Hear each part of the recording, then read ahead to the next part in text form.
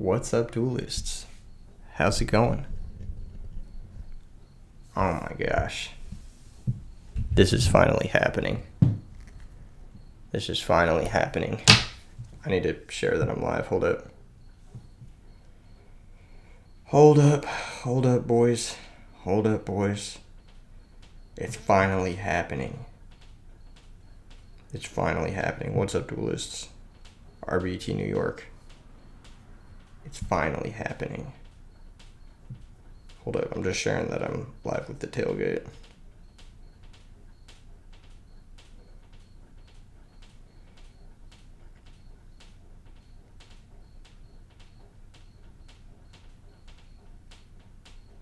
It's lit. What's up, duelists? Welcome in.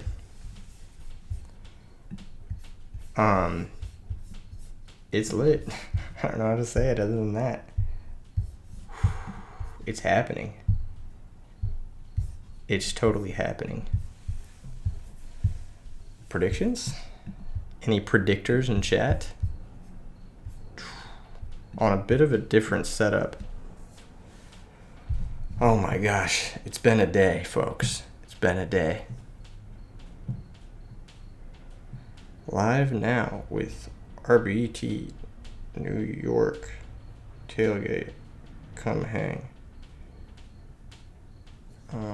Paste. There we go. Tweeted. Alright, what's up, duelists? I'm in New York, which is crazy. This is such an insane thing. I didn't expect to ever be in New York, but I'm here, and Yu-Gi-Oh has taken me here, which is crazy. This is crazy. This is actually crazy. Yeah, on a totally new vibe. I'm in an Airbnb right now. Just trying to get this stream thing going. I think we're here. If you can hear me, press 1. If you're here with me right now, press 1. I know most people who probably watch me are traveling to New York right now, but it's a vibe.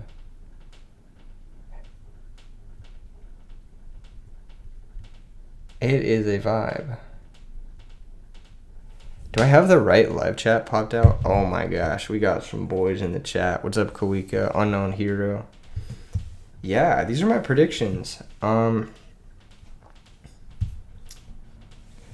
So New York is kind of a big Amaryllis hub. If there's one Dark Gaia deck at RBT, can I stream their match? You doubt anyone will bring it. Someone brought it to Maryland. And was doing all right with it, but yeah, so Amaryllis is kind of big in New York. There's a lot of really good Amaryllis players here, and it does well at a lot of their events. So I think that there's a good chance Amaryllis does well because it's a hometown hero deck, you know? I think Vayu Turbo won the last IRL RBT, so have to mention it. Blackwings is always a popular deck. Lightsworn has done well at the last few RBTs, like really well, actually. It's done, like it's top forward and like gotten second place a bunch. So Lightsworn's kind of like, I think it's cooking. I think Lightsworn is like the secret like tier 1 boss.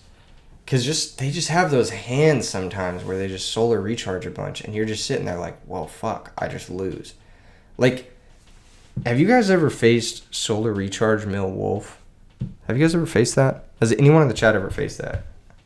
What's it feel like when your opponent activates solar recharge and mills a wolf? Tell me what it feels. Tell me your experience with recharge Mill Wolf, because I'm curious if it aligns with my experience. Yeah, big vibes. And then Christia decks. I always think Christia decks are going to do well, but Christia decks just are really good against these 4 decks, so I wouldn't be surprised to see Christia deck do well.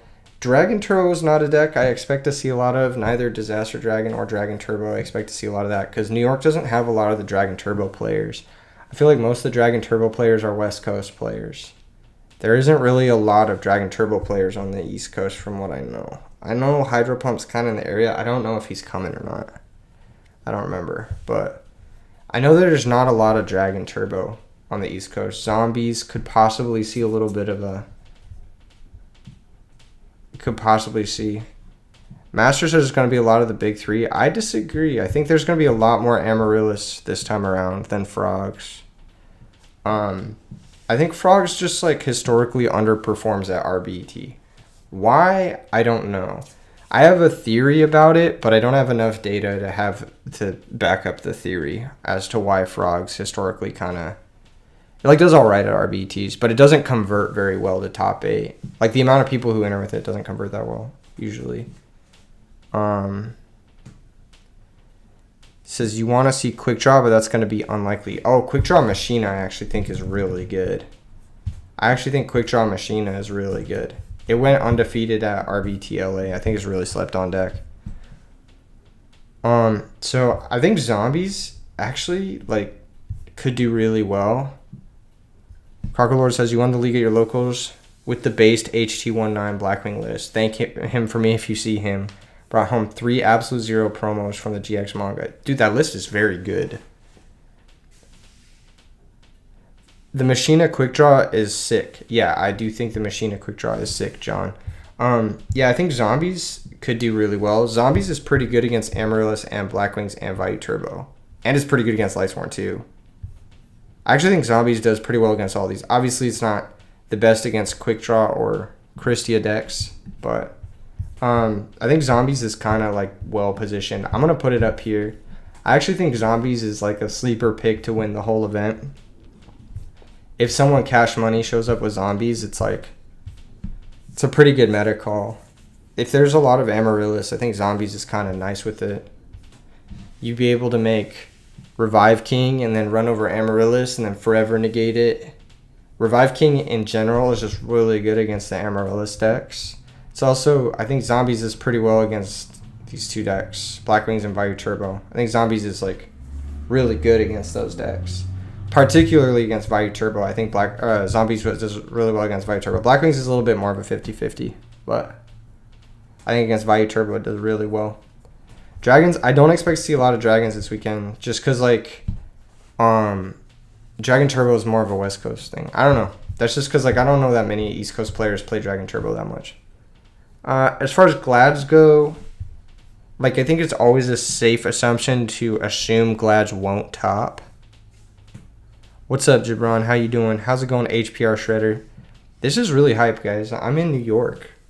And guess what? Tomorrow there's also a really special announcement. Do you guys want the special announcement? Press something in the chat if you want the special announcement. Let me see your excitedness for the special announcement. If you guys want the special announcement. Leak it. Why? Special announcement. Okay, special announcement. Tomorrow will be the first RBT also cast in Spanish on the E3 en Español channel. And it's going to be casted by the lovely TCG pilots. So we're going to have a multi-stream going. We're going to have 2 different languages, which is sick. Yeah, I know. Very exciting, isn't it? Very, very exciting. Make sure and check out TCG Pilots. Give them some love before tomorrow.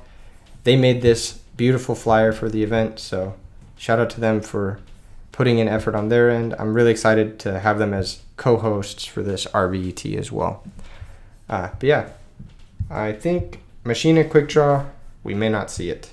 However good, I think it is very good, but I don't think we'll see it.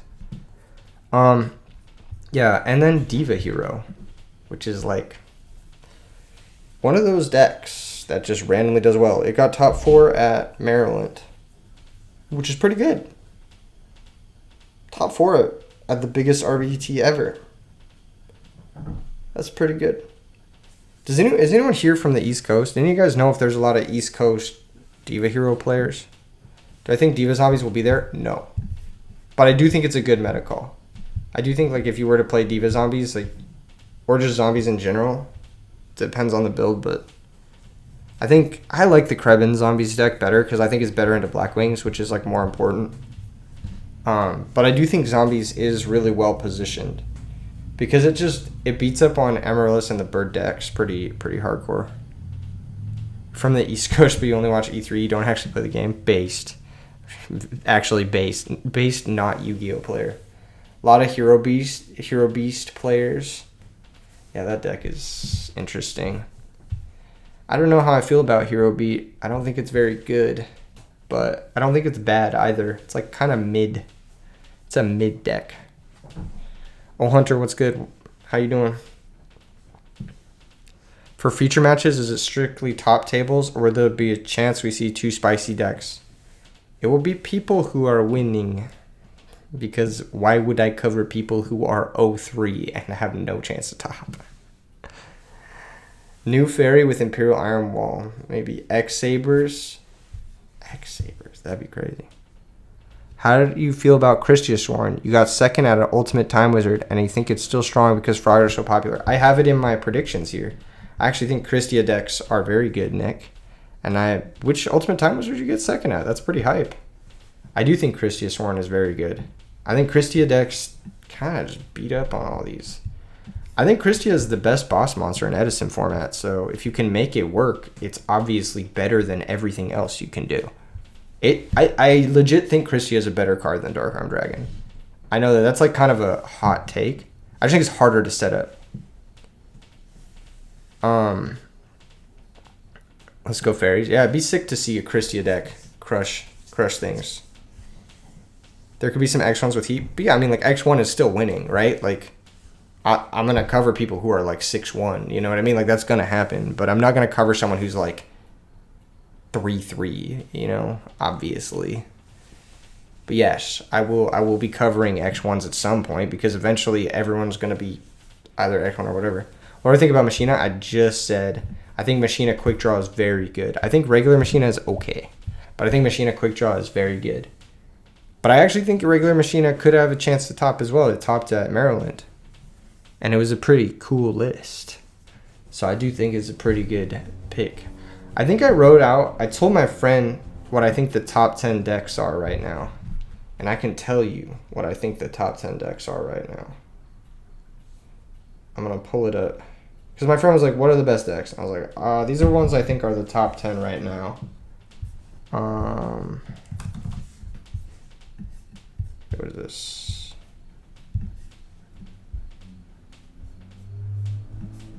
Okay. These are what I think the top 10 decks are. Not in this order, but I think these are the top 10 decks right now. Up here. In this column. I think Zombies, Amaryllis, Black Wings, Vayu Turbo, Lightsworn, Christia.deck, Machina Quick Draw, Frog Hero, Dragon variant, and Diva Hero, I think are the top decks. I'm sorry, I don't think the Fishborg Frog deck is better than Frog Hero. I think Frog Hero is still better. But that's just my opinion on it. It's like very marginal. But I think that these are kind of like the top 10 decks right now. GB as an honorable mention? No, GB's not even top 15 in my opinion. I'll tell you my honorable mentions, though. These were like my next ones. X-Sabers, Chainburn.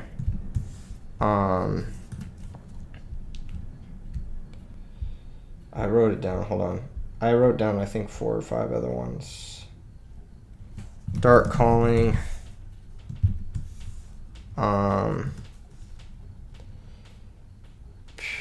Quick Draw regular. There's one other deck that I think is like, in my opinion, better than Gladiator V. Oh, Norlaris. Norlaris is kind of on the fence for me. I don't know if it's honorable mention worthy. Yeah.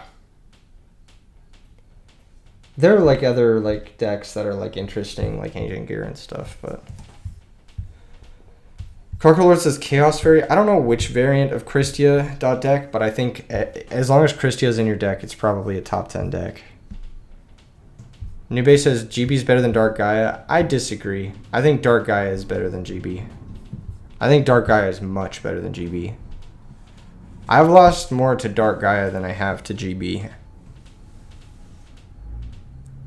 R.I.P. Totagon. Rest in peace forever. We shall miss him. Where is Totagon? Why is he not in New York with all the boys? Why are you not in New York, Nate? Nate, what are you doing? All the boys is here. Why are you not here? I think these are my top 15 right now. But, you could make a bunch of different arguments for a bunch of different decks.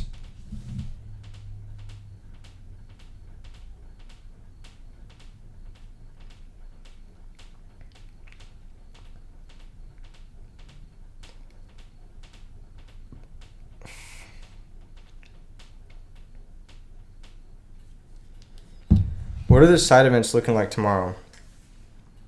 There are Yggdrasil Winnamats. Shout out to Yggdrasil Materias.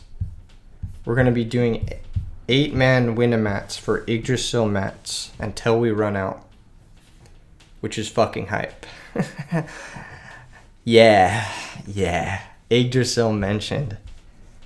Exactly. I know a lot of people are going to be very excited for the side events. I think the side events are going to be popping. I think they're going to be really good. Rishnab says, didn't realize RBT was this weekend. Sadly, you have a locals this weekend, and they're giving away Secret Dad. Well, even if you wanted to enter the RBT, it's been sold out for a very long time. So maybe next time, Rich Nub. Maybe next time. What's up, HJ? How's it going? Looking forward to see how those mats are in person compared to Spellgrounds. They're very nice. I can say that I really like the Yggdrasil Materius mats. They're very nice. You have a regional this Sunday. The prize is a Christia First Ed from Stardust Overdrive. What the fuck? Is that in UK? Where is that? I want that so badly. But yeah, so first multicast, multi-language RBET, super hype. We got 256 players registered, roughly, for this event. Italy, very nice. Good luck, Lord. I hope you win it. And then give me the Christia when you're done. No, I'm just kidding. What do I think about Twilight Fairy that Marcus is playing? I think it's... I've talked to Marcus extensively about it. And I think the list he was playing was not good. But I think the idea is interesting. Once again... I think if you have Solar Recharge and Christia in a deck and you're not playing Judgment Dragon, you have to have a very good reason to not play Judgment Dragon. And I don't think Skyscourge and Rise is a reason to not play Judgment Dragon. That's just my opinion on it. Happy to see Edison events pop the heck off. Yeah, me too. I'm very happy about it. I'm very happy to be in New York. It's actually really cool. Sonora says Pudding's Fairies is really strong. I don't think it's that strong. I think that the original list is pretty weak, actually. I've tested it a bunch. But I did make some changes to it, and I posted those changes to it that I think improved the deck in the edisonformat.com Discord. And I played a lot of matches with it. I played a shit ton of matches with it. I played like a bunch while I was waiting for my flight. I think that list has some pretty serious weaknesses. The biggest weakness is just like that it's just a weaker Christia Sworn deck. The deck's graveyard control is so crazy. It's not that crazy. I think you need Beckoning Light. One of the biggest changes I made to that deck was adding a couple Beckoning Light. I think you absolutely need it because you just don't have... Like, if you don't draw Christia, you just lose. Like, your deck doesn't do anything if you don't draw Christia. My fairy list is gas. Gonna have to build it in paper, but Secret Tethius is a bit pricey. Oh, yeah. But you're rich. You're rich nub, so... Did you get to go to the city? It's pretty far from here. No, I did not get to go to the city. I've been really busy.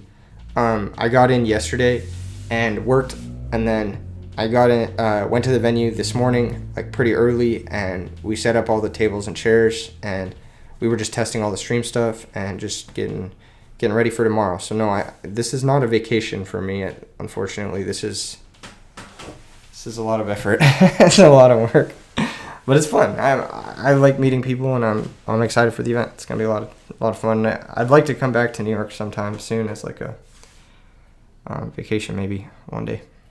Arcana Force the World turn skip would be the winner deck. That is a terrible prediction. Sorry, Nube de Rancho. That is a horrible. I do not think that anyone will register Arcana Force the World on their deck list tomorrow, but I appreciate the attempt. There was an attempt. Right? Yeah, but tomorrow's going to be fucking awesome. I think these are the top 10 decks right now, and if I had to predict one that was going to win, I think it's finally time for Amaryllis to win a tournament. If it's going to win a tournament, it's going to be here in New York. Almost all of the best Amaryllis players are here in New York. So I think it's close. I think Amaryllis has been really close. It's won a few like smaller like Time Wizard events, but it hasn't had like that RBET victory or that Ultimate Time Wizard, like large Ultimate Time Wizard victory. I think it won like a 64 player Ultimate Time Wizard event in Europe or something like that. It won a giant card event, but it hasn't won anything besides that. It tops. It's got a lot of second places. Do you think people are going to side heavily for Amaryllis? I don't know. What would they side differently that's specific for Amaryllis? You know what I mean? Like, people already play Fossil Dyna. People already play Kaiku the Ghost Destroyer. People already play Imperial Iron. Like, if they're going to play those cards, they're going to play those cards. And it's going to randomly overlap with Amaryllis. Nube says, you hate Vayu Turbo. Why? I mean, it's boring, but it's like a fine deck. It's like super fair. I was playing against it a lot in paper right when I landed. I played against Rerun, the guy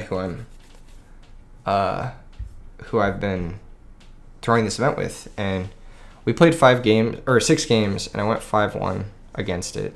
And I'm like frequently reminded why it's like a totally fine deck. I am shocked how much it wins events because I don't think it's like better than like Lightsworn. I think it's like the same tier as Lightsworn in my mind. And maybe it's just the way I play the game, to where I play the game in a way where the deck is not that good against me. But or maybe I just understand the matchup more than some people do. But I think it's like it's a weird deck to hate. I don't think that it's a hateable deck. I think if I was going to hate a deck in the top 10, the deck I would hate the most is probably Christia. I hate this deck with a burning passion. I hate playing against Christia. Have you guys ever had a Christia summon against you? It's demoralizing. It's like, why am I even here? Christia is like it's the best boss monster in Edison format. And when it's summoned against you, it's just like, why am I even playing this game? Because even if you kill it, it just comes back. You like literally can't kill this card. It auto pluses. It locks you out from playing the game.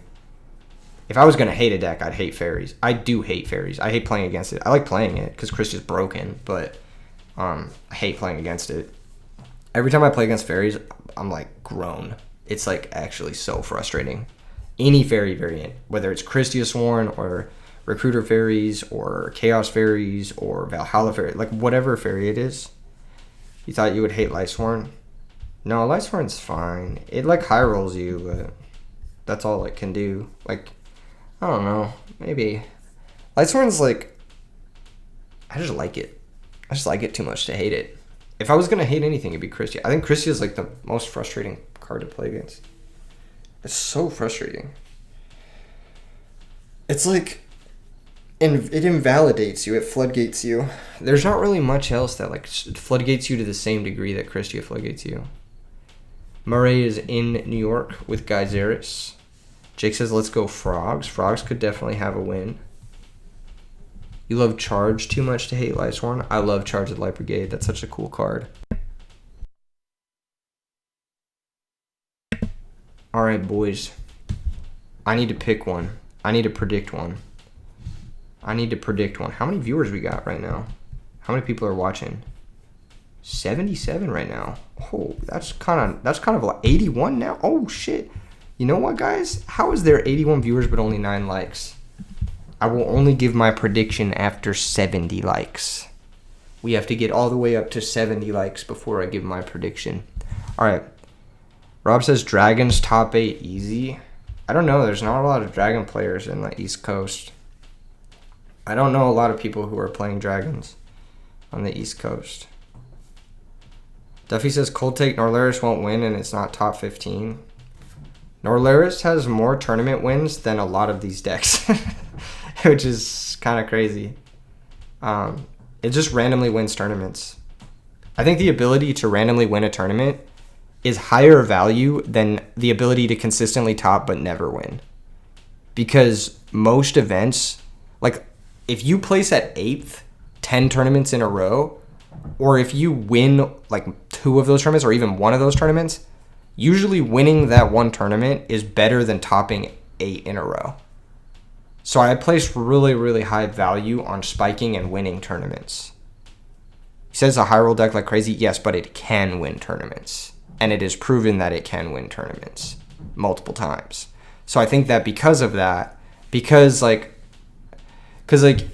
Yu-Gi-Oh! Prizing in general, but also just like tournament prizing is very top heavy. So like winning 1 first place matters a lot more than like consistently topping unless you're an ego player. Like if you're an ego player, then sure, get a million top 8s, whatever, who cares? But like winning is like if you're coming from like a pure expected value standpoint, you should be playing to win the entire tournament, right? Like that's just the goal. Instead of just like playing a consistent deck that can get to top and then gets out-powered in top 8 or whatever. You played an X-Saber deck and you had real trouble dealing with Catastor. Did you copy my list? Because my list does not have trouble dealing with Catastor. And by my list, I mean Totagon's first place list. This list has no issues with Catastor. Did you copy this list, Baran? If you didn't copy this list, then that's your mistake number 1. That's why you lost to Catastor. You played this exact one. Did you not have Book of Moon, Fiendish Chain, Level Limit, Area B, Sangin, Giant Rat, Emmer's Blade, Fall Troll, Full Helm Knight, 1-for-1, Gotham's E-Call? Did you not have any of those cards? What about Mind or Brain Control? Did you have any of those? Gold Sark? What about, wait, Book of Moon deals with it? Yeah, Book of Moon does deal with it because Catastor activates at the start of the damage step, but the monster doesn't flip up until later in the damage step. You either didn't read the card well or it got ruled badly. Yeah. Well, just copy the list. Just copy the list. Learn the cards. Say less. Do less. Bryo takes care of it. Black Rose takes care of it. You have like maybe 30 outs. It's actually crazy how many outs you have. You did book it and got told it didn't work. Yeah, that guy cheated you. That's fucking crazy. That guy cheated the fuck out of you. Yeah, of course. Wait, where was I going? Oh, we gotta put X-Sabers on the tier. Where's the fucking RBT predictions? RBT New York predictions. Okay, cool. Yeah, so this is kind of just like my top 10 list right now. There's a couple other decks that I would consider like pretty strong. Like these 5 I definitely consider pretty strong. There's like some like Frog Burn I think is really good. It's good against good players too, which I think is important. Yeah, Frog Burn I think is good. It says notice no Gladiator Beast. I don't think Gladiator Beast is a top 15 deck. I just don't. I think it's maybe top 20. But I think all 15 of these decks I would rather take to a tournament than Gladiator Beasts. I would rather take Norlaris to a tournament than Gladiator Beasts because I have a higher chance of winning with Norlaris than Gladiator Beasts.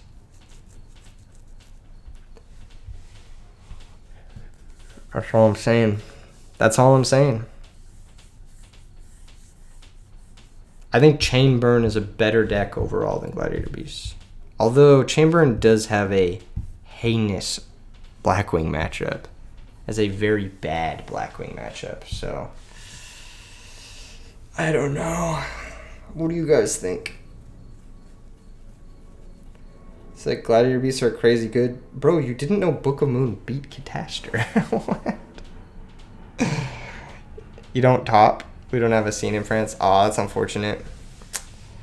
Yeah, I think Gladiator Beast is not a very good deck. But it has some, like, unique synergies. That's it. It just has some unique synergies where it's like, when you're Chariot looping, I'm like, oh, that's pretty good. Frogburn has a great Blackwing and Vayu matchup, but loses to Frog Hero. I wouldn't know. I haven't played that matchup. Why does Chainburn have a bad Blackwing matchup? They end phase Icarus the cards that you set, and they put you on low resources, and then you can't really win low resource games while they're beating you down. And they're really fast. And Oppression actually hurts the Chainburn deck a lot. And so does Deck Dev. So it's actually pretty hard. When you get bottomless on Geyseris, it's GG. When you get bottomless on anything with Glass, it's GG. Your normal summon gets clipped, and then your opponent just rushes you. Unizombie says, what did I miss? We're doing the kind of prediction vibes for tomorrow.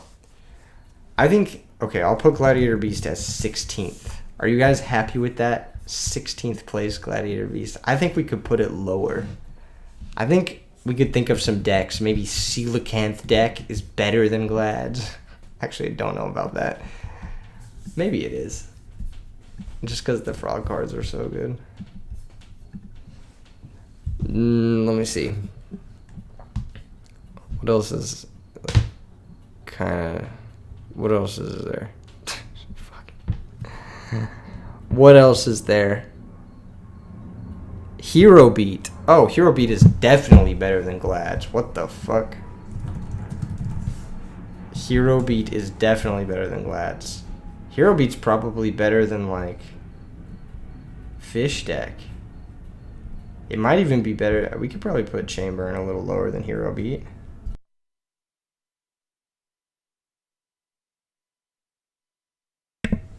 Hero Beat fucks Glad's. Well, yeah, I mean, I'm not talking about head-to-head, though. I'm just talking, like, overall. It's probably better than... I don't know if it's better or worse than Norlaris, or better or worse than Quick Draw. I would say, like... Quick Draw, like Jeff Jones' Quick Draw is about the same power level as Hero Beat. It's like very consistent, but low ceiling.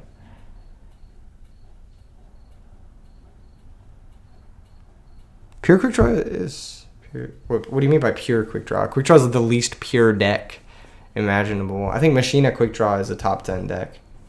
I do think Quick Draw has a place in the top 10 deck. As a top 10 deck, but only when paired with Machina, just because Deck Dev is so popular right now. Need to see an X-Saber hand loop someone turn 1 on stream. Do you know how hard it is to hand loop someone turn 1 with X-Saber and Edison? You need like a very specific, like 6 cards. Where do I rate the Chaos Fairies deck? Bro, I put all Christia decks are top 10. All Christia decks are top 10. They're all broken. Whether it's Valhalla or Recruiter or Chaos Recruiter or Chaos Lightsworn or Lightsworn Christia, all of the Christia decks are top 10 just because Christia is stupid. All of them are top. They're all, like, it's inarguably, in my opinion, a top 10 deck. It's a very, very good deck. Do I think the Simorg deck you posted a while back is real? Yeah, I do think it's real. Do I think people will play it tomorrow? No, I don't. But I do think it's real. I think it's actually a good deck.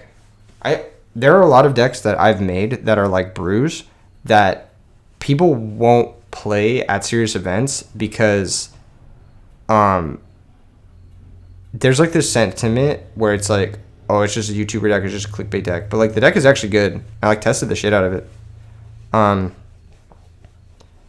But because it's in a YouTube video, like top players will immediately discredit it. And especially because a lot of the top players are like, I don't know, just weird about playing YouTube video decks. Been grinding the hell out of a Simorg deck. It's legit, but you made small changes. Hey, man, do what you gotta do. Gemini fell off hard. Yeah, probably. You're really high on gigabytes lately. The explosive power is insane. Yeah, it shows the brick potential. That deck just bricks like crazy. Unless you're playing the Twilight Rose Knight build, that list is pretty good. Because you're quote-unquote famous now, if you had been doing 300 views, it would have been viewed legit. Yeah, something about, like, finding a 300 viewed YouTube video makes the deck seem more legit or whatever. I don't know what it is. Would you take Sabres or Dark Gaia to Attorney? Absolutely. I think they are two of the decks that out of these 17 decks, they are the two that I would take to the... They're probably in the top 5 of decks I would take to the tourneys. I love those decks. I think they're both very fun. They're hating, but they clicking. Yeah, they're hating, but they'll copy my thumbnails and they'll copy my fucking formula for content and shit. And yeah, it's fucking crazy, right? Which one would I choose? Between Dark Calling and Sabres, it depends. Hate us because they ain't us. Exactly, man. I've seen content creators, like, literally, like, heart comments about me that are, like, mean as shit, and then 2 days later, like, steal a thumbnail from me. And I'm just like, man, that's fucking crazy. Have fun this weekend. Hope it all goes well, says the Edison Club. Speaking of people that are awesome, the Edison Club is definitely one of them. Can't wait to watch the stream. Edison Club and I have a video in the works that's going to be very sick. So I hope you guys are excited for that. That's going to be a really cool one. We're going to be doing some Christia stuff for you guys. Plagiarism is the best compliment. Yeah. But they have to talk down to you because they're Yu-Gi-Oh players and that's how their brain works. They have to be like, oh, he's not that cool. He's not that good. His decks suck. He sucks. He misplays so much. He sucks. And it's just like, dude, if you posted 1,000 videos of you playing Edison format and never misplayed, that would be impossible, straight up. Can you give me a tip for Sabres that would make the hand loop and overall full troll plays much easier? Foolish Burial. I don't think that makes anything that much easier, but it is an interesting concept. It's only good once you've already comboed, though, which I don't like. My channel guided you into Edison since a friend of mine mentioned the format. That's awesome, Claw. I'm glad that the channel has helped you. I got you the day you called the cards my son, lol. That's funny, Baron. Yeah, Neo-Spacian Grandma is my son. What can I say? He's my son. He's my son. Yeah, that's my boy. I raised him. To be a... Appreciate that, Claw. Nah, dude. It's crazy out here. People hate, but then they still try to come to the events. They still message me. See, I've had people who will, like, say the most fucked up shit about me and, like, publicly online, and then DM me and be like, yo, is your event still sold out? I actually really want to come. Like, actually, like, you're the GOAT. Like, actually, like, can I come to the RBET, please? It's fucking insane. It's unhinged behavior, man. Like, how are you going to hate on the dude then beg to come to his party? It's, like, such pathetic behavior. A Foolish makes hand loops much easier? Maybe. I don't fully understand. Baron says, wanted to ask if you get shit for supporting Palestine. Not really. I think most people with a conscience support Palestine.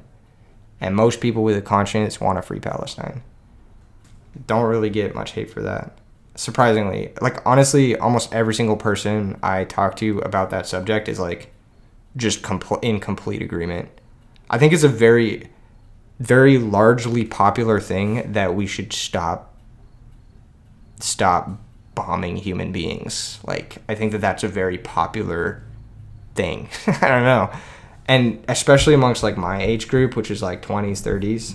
Like, I don't think there's a single person who is, like, about that. Haters be jealous. You built a great community. Yeah, and then still try to leech off it. It's fucking crazy, man. But it is what it is, you know. I don't mind. That's gonna happen, and I'm happy that people can find success even if they are haters, even if they feel the need to put me down to bring themselves up. Whatever, do what you gotta do.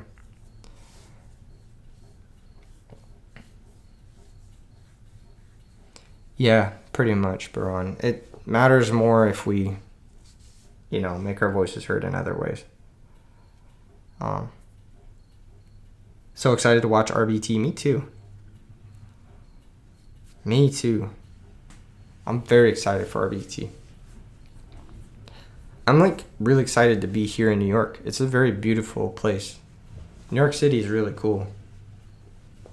I'm excited. I don't get to be on this side of the world that frequently, and Yu-Gi-Oh has brought me here, and I'm very grateful. I'm very grateful for everyone who has come to these events or made it possible for these events to happen. Literally all you guys watching right now. Yo, thank you for the donation, Dustin. If you're in chat, thank you so much. What the fuck? Thank you so much. Much appreciated. Very, very kind of you. That is awesome. When does it start tomorrow? I believe it's going to start. Just here to congratulate you for RBT New York. Thanks you for everything you do for the format. Keep going, Keegan. Thank you so much, Luciano. Appreciate it. Thank you so much, Rizno. That's very kind of you, man. You're a real one. It starts tomorrow at 11. Well, we're going to try to have this stream live by 11:15 a.m. Eastern tomorrow. So that's going to be 8:15 Pacific, 11:15 Eastern, I believe, something like that. So it starts in the morning tomorrow, and then the whole tournament's going to be tomorrow. We're not doing 2 days. We're only doing 1 day. So it's going to be a long-ass stream tomorrow. It's going to be a marathon. I'm really excited. I'm really, I'm a little nervous, but mostly just excited and just really grateful. I didn't think that this sort of thing would ever happen. It's really cool. Is it Ulticaius? Yeah, first place is a playset of Ulticaius, and then a beautiful gift from Yggdrasil, and yeah. Do I rate the Dark Neospatian deck? I think Dark Creator is really good. I think this card's really good. I just don't know if the Neospatians are a home for it, but it's an interesting deck. I actually think it's pretty interesting.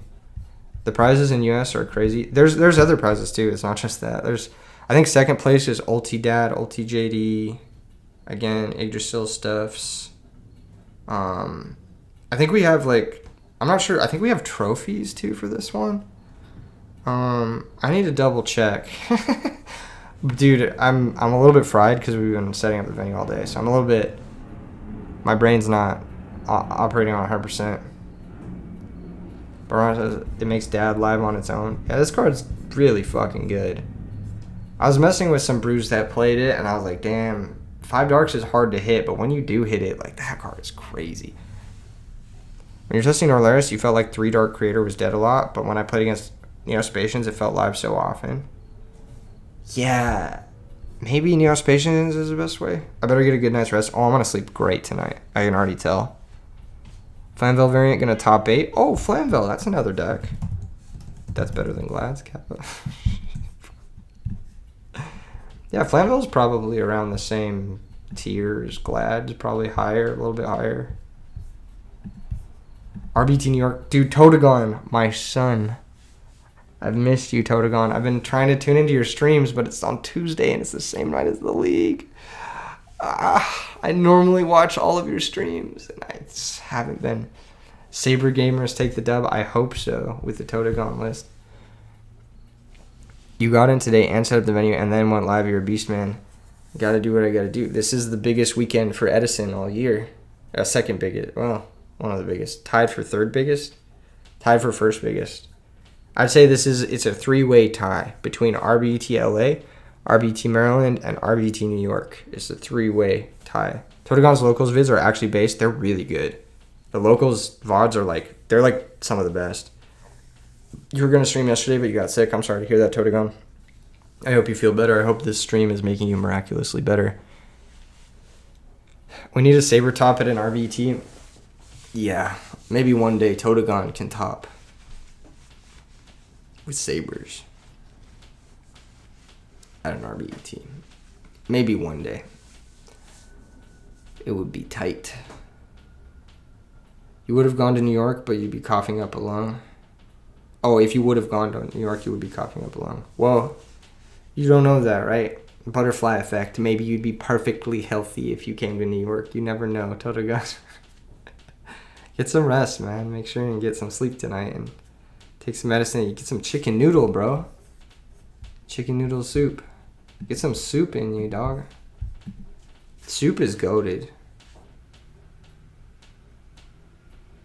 Okay, for real. I need everyone to lock it in right now. Lock in right now. What deck is winning RBT New York? And before you type your prediction, I need you to like the stream, because 22 likes is disrespectful. All right, that's just the way it goes, right? But what deck is winning RBT New York?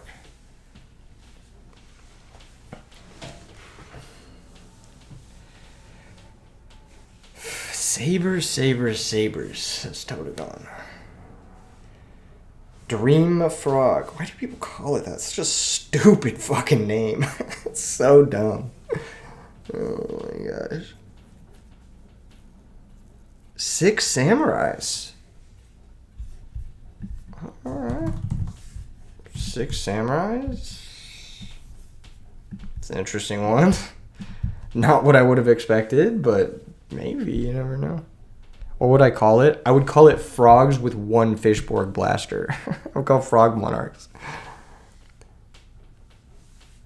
Sabres is not the deck that will top. It's the deck that's going to win.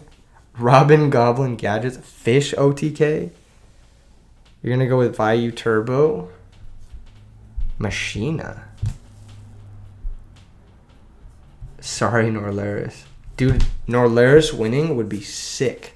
And you want to know why? Because the beautiful gifts from Yggdrasil.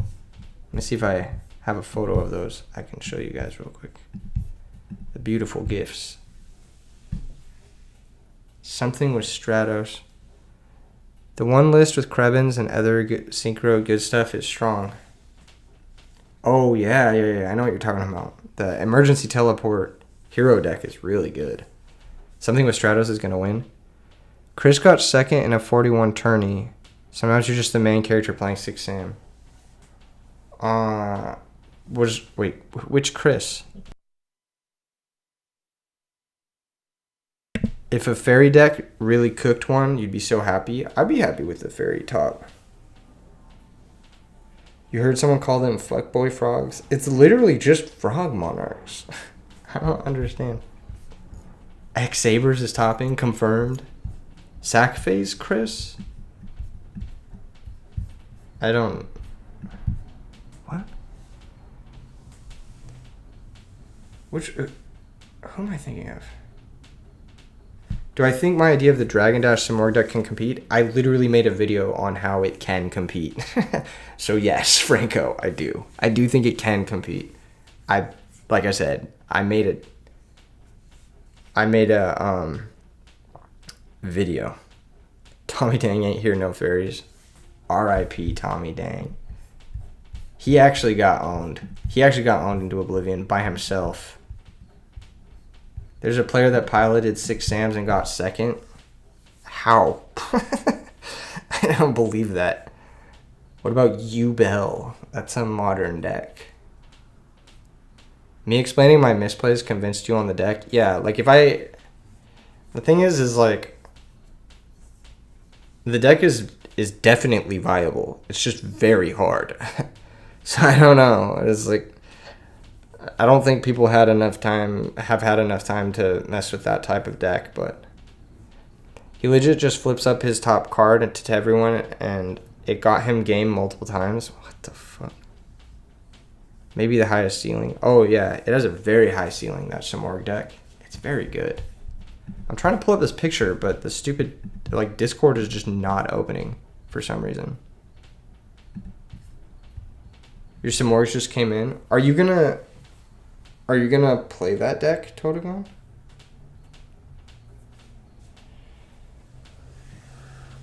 You're in New York the week after this. You think Quick Draw is taking the whole thing down? Why would Quick Draw take the whole thing down? You have played the deck every day since the vid, and it's very hard but very good. That makes sense. That's kind of what my analysis of the deck was. Is it's just very challenging.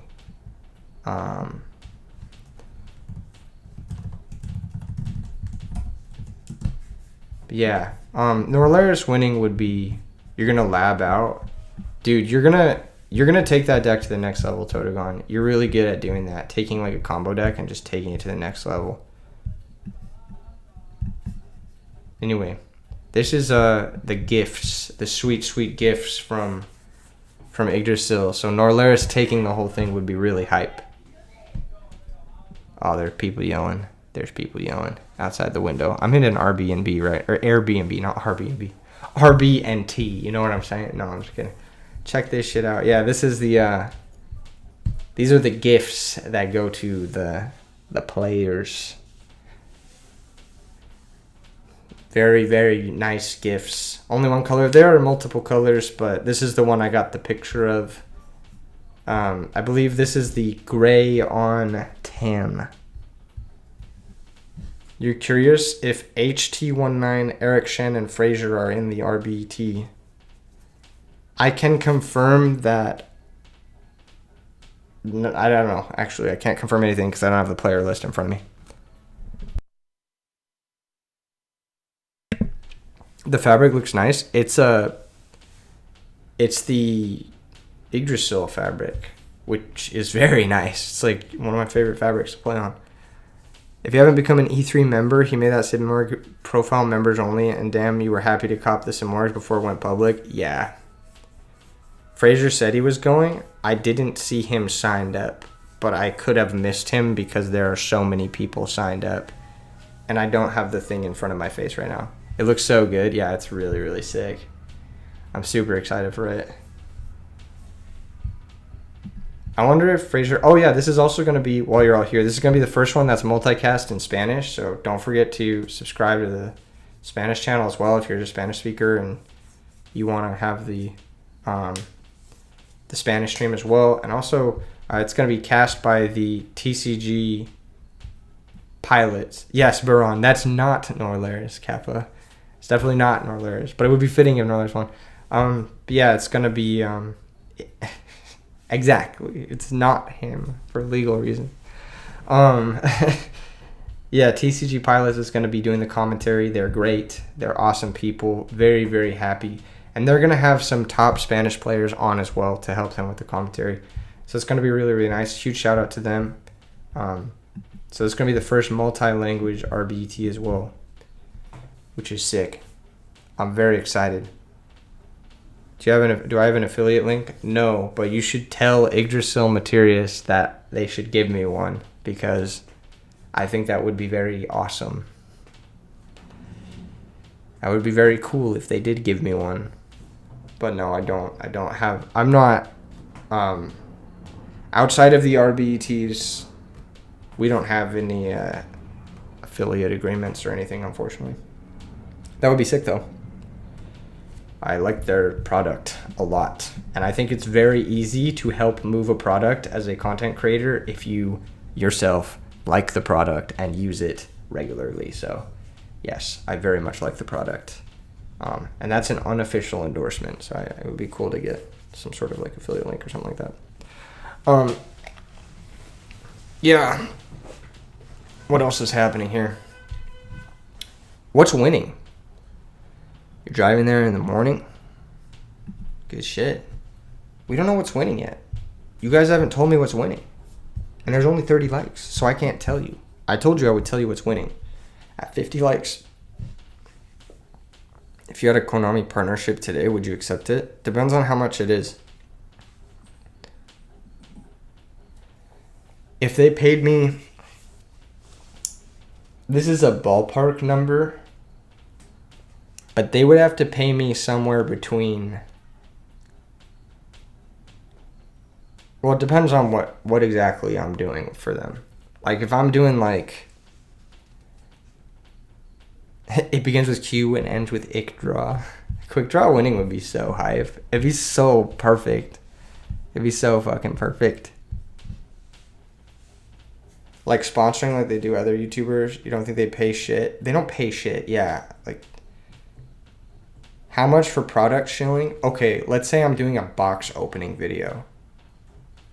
I'd probably do it for like $1,500 US dollars. I'd probably do like a product shill video for like $1,500 for Konami. Maybe a little more. Dradoc, boring prediction. Boring. Nobody liked that. Just kidding. Yeah, Value Turbo could win again. I think there's a few good players playing Value Turbo tomorrow. There's also a few good players playing Amaryllis. So like from the top players that I know are attending, these two are going to be very popular. Black Wings is obviously going to be in contention because it's just Black Wings. Does RBET include Dragon Turbo? Yes, it does, yeah. 1,500 or 15,000. 15,000 could be... 15,000, I'd take like a partnership for 15K, but... Any plans to host an RBET in Edison, New Jersey? No plans as of right now, but possibly. Your boy Tony is going tomorrow. You look forward to him hopefully topping again like in Maryland. That would be hype. That would be very hype if he topped again. 1,500 sleeves. That's funny. Value Turbo, Black Wings, and Frogs are decks that can get you to top but not win. Value Turbo and Black Wings can get you to win, but Frogs has never won an RBET except the one that was small. So I disagree with Value Turbo and Black Wings. I think they can definitely win tournaments. But for some reason, Frogs doesn't close. I don't know why. Maybe when you get to the top players, the best player in the room, they just beat the fuck out of Frogs. That's just consistently what's happened. And they actually have a pretty low conversion rate in getting to top 8, despite the high number of entrants.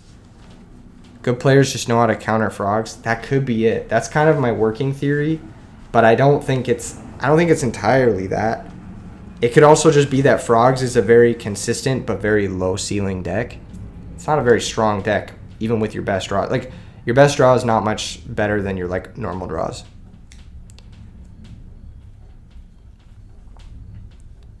That's what Two Frog thinks about on Art. Good players do play Frog too. Yeah, but then they just get sacked.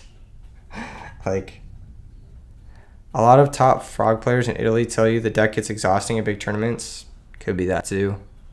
Could be just like it's a long tournament. These are long tournaments, and there's a lot of micro decisions. I don't think the deck is very... It's like weird because like a tournament deck and like how good a deck actually is and how good it is in tournament are like almost two completely different things. This one's going to be especially long. Yeah, this one's going to be pretty long. So like Black Wings, for example, I think is a great tournament deck because the floor is high. And so like even if you're making a few mistakes here and there, if Value Turbo's in the top, Frogs don't like deck Debbie. I don't know. It depends on the build. Some Frog decks don't care about deck Debbie. Some Frog decks play like 9 Monarchs, and they're just like, all right, Treeborn Monarch, and your deck Debbie looks kind of silly. But some Frog decks really do care about it. Like the one that plays like 14 Frogs, like the recent one that James Ark topped with at RBET Maryland. That deck gets fucked by deck Debbie. So, yeah, I don't know. Frogs just never won an RBT except the one it won. Well, the one it won was like 64 players. So it's kind of like... Make of that what you will. Multi-skidding. I mean, like, 64 players is like... It's a decent-sized tournament, don't get me wrong, but... It was like the first IRL RBT. Dragon Turbo topped the last RBT. It did, yes. I believe it got top 8. Or top 16. No, it might have got top 16. I think... You want Dragon Turbo to top or win? Dragon Turbo wins a lot. Dragon Turbo wins so much compared to its representation. Like, usually on average, there's like 3 to 5 Dragon Turbo players that enter. And considering that, the fact that it's won like 4 of these is crazy. Like, That is a lot. That is a lot of, like, it is a very good conversion rate. It is one of the best conversion rates of any deck. And I think people just don't respect it and don't play it. It's like one of those two things. But it's a very good deck. Dragon Turbo is so boring to play against. It depends on your deck and depends on your interaction. I think it's quite interesting to play against. But that's because I usually play interesting ways to interact with it. So, if you're playing like another linear deck, like let's say you're playing Frogs and then you play against Dragon Turbo, yeah, that's gonna be boring. But even then, like if you think back to the top 16 match of RBET Maryland, James Arc versus Dragon Turbo versus I have his name here. Hold up. Versus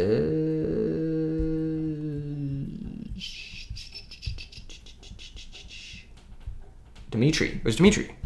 Different Dimitri. Not the one who won RBT Rulers, but a different Dimitri. Dragon Turbo has way less players offline. Yeah, it has very few players. But they usually know the deck pretty well, and it usually does pretty well, which is cool. You have Dragon Turbo built, but you have no idea how to side with it. That's just like a very challenging thing that you have to practice. The deck has a very high skill ceiling. It's a very difficult deck. I think people think it's way easier than it is. I actually think it's a quite challenging deck to play. Personally. I see a lot of people play it like mess up. With the way you shuffle, you'd be playing it online too. That's funny. Yeah. I think Blackwings and Machina are like great tournament decks because they're very forgiving. Quick Draw Machina especially. It's very forgiving. Oh, Vite Turbo too. Vite Turbo and Lightsworn are very forgiving decks. Sometimes fairies can be forgiving. Like sometimes you just rip Christia with 4 fairies engraved and like the game just instantly ends. And it doesn't even matter if you played well or not because Christia is so stupid. But yeah, I actually think the fairy decks are very forgiving. Weird as it sounds because of Christia. Because like the Recruiter fairy deck is very difficult, right? But as long as you have Christia with 4 fairies, it's pretty forgiving. You feel the same way with JD? Yeah, same, yeah. Anything with like Dad, JD, Christia, you can kind of just like, you get a lot of free wins. And in long tournaments, that can add up to like less mental stress throughout the day. Pretty much. Yeah. All right. What do I think is winning? We're only at 38 likes. We got to get to at least 50. We can get to at least 50, right? Before I tell you guys what I think is winning.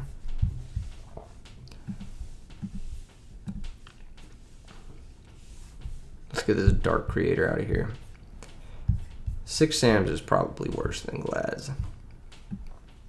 Glads is probably better than Fish. Flamvel and Glads are probably in the same tier. Chainburn is probably worse than Glads.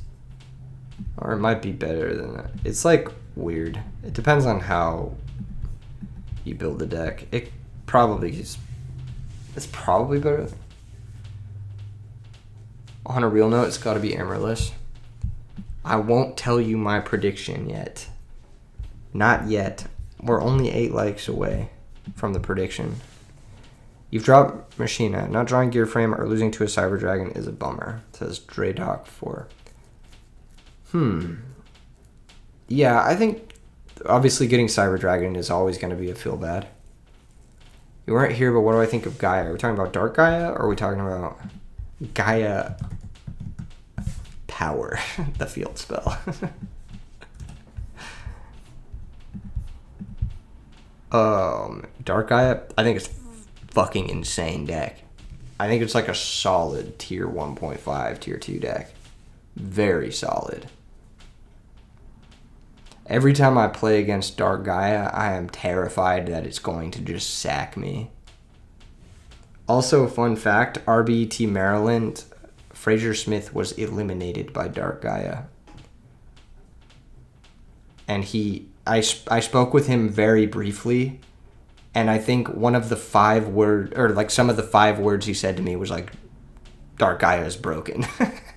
I'm like, yeah, it's really fucking broken. I cannot stress how broken this card is. It's so belligerent. It's a very good card. What's up, Damien? How's it going? Too bad you couldn't go. You have a Dark Gaia deck you've been working on that you think is very good. Would have ran it in the RBET. That would have been sick. I do think Dark Gaia is very good. I think it's a very strong deck. Probably a 4-letter F word in there. Yeah. Yes. Dark Gaia just is a really good deck. I don't know what to say. It's a good deck because it just like there's this thing in what's the best Dark Gaia list. I haven't worked on it enough. I've been working on it for because lately I've been doing those paper videos for like I'll do like a paper deck profile and then I'll do tests against RBET toppers and then I'll go to a tournament and play it in the tournament. That's kind of my new formula. And I've been working on it for one of those videos. So I don't really know yet. I haven't gotten it to the point where I'm like really, really happy with it. But I'm like, dude, the deck is just undeniably really fucking good. Like Dark Calling is just a stupid card and Dark Gaia is a stupid card. So it's just undeniably a very good deck. I think it's like probably as good as like if I had to like compare it to the decks up here, I think it's probably as good as Machina or like Value. Well, maybe not Value Turbo because Value Turbo has like Dad and Burial and it can play Oppression. But it's probably as good as Machina. Like I'd say it's like in the same whatever tier you think Machina is. I think the Dark Calling. The paper video was a banger. It is the paper Faria video. That's like one of my favorite videos, and that's like one of my favorite decks. I have been playing that deck a lot since that video. And it's like the only deck I can think about. Like I can't think about other decks because I'm still like thinking about the fucking Valhalla Fairy deck. It's just like it's the only deck I want to play. It's on a different level than like some of the other decks I've played. That deck is like power wise, it's very addicting. Like cuz you like if you resolve a turn 1 Christia or like you resolve the Tethius combo, it's like really hard to go play a different deck after that because like no deck has that power. No deck has that like no deck has an effect that's even remotely close to Christia's. And no deck has an effect that's even remotely close to Tethius except Dragon Turbo has Super Yugioh. But once you resolve those cards, it's like a drug. You're just like, man, I don't want to play a different deck. Why would I play a different deck when I could just resolve Tethius? Like, that's all that matters.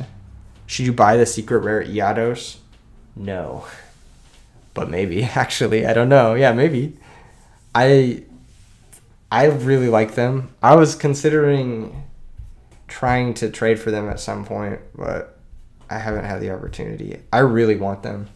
I think you should get them if you like them. I really, really want them. The Valhalla deck made you want to play it. Dropping big dudes with broken effects every turn is amazing. It's fucking insane. It's like, dude, it's like have the out or instantly lose. It's so belligerent. One of my opponents in that video, I won't say which one, but one of the people I beat was really mad. Like after I beat him, he was just pissed. And I was just like, dude, like Christia's broken. Like, I don't know. You don't have to be that mad. I mean, maybe play more Christia outs if your deck loses to it that much or whatever. But, dude, he was fucking pissed. And I'm just like, yeah, it's really good. The deck is really good. And then yesterday I was playing it. Like I said, I was playing it against Rerun. And I went 5-1 against Value Turbo. And that's like everyone thinks that deck is great, right? And the Valhalla deck just destroys it. It's like, oh, you have a Raikou in your hand? Cool. Valhalla Christia, go. What are you going to do? Set your Raikou? All right, fine. Draw. All right, I'll draw 15 cards. Nice Raikou.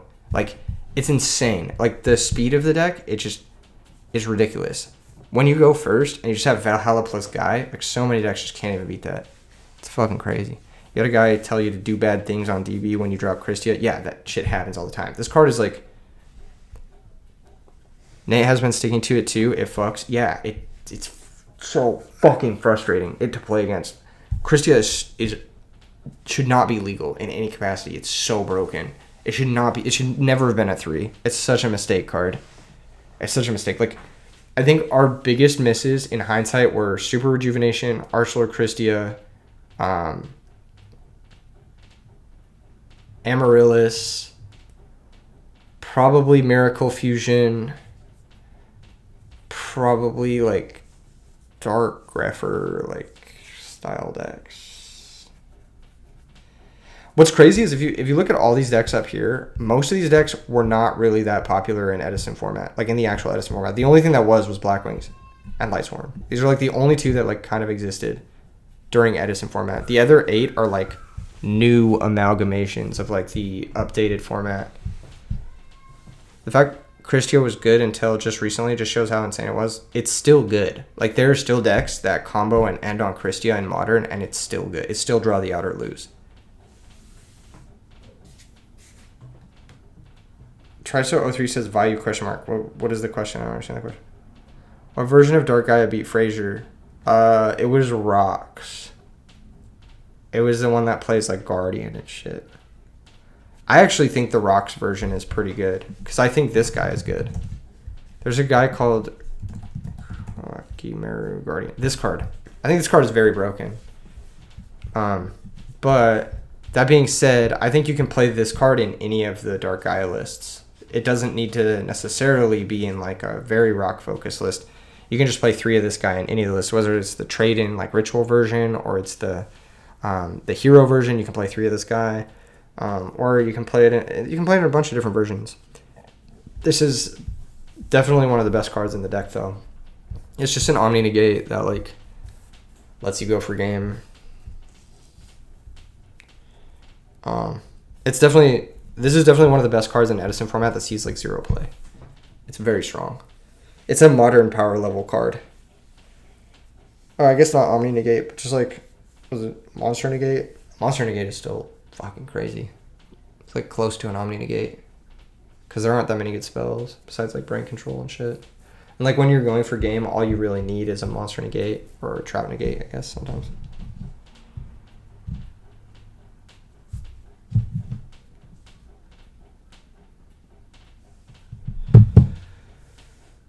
You played the fucking rock deck back in the day with that guy? Yeah, the rock deck's only good because of this guy. He said Lego Dragon. What's that? Block Dragon? What's that card called? Block Man. Where is that? What is that card called? Where is it? Block Golem? No, which one was it? What's it called? I forget what it's called. It's hard to have enough rocks consistently to keep him around. Rocks aren't that great other than him. Actually, I disagree. I played this deck on stream that was really good the other day, and it has a lot of rocks that I think are all very good.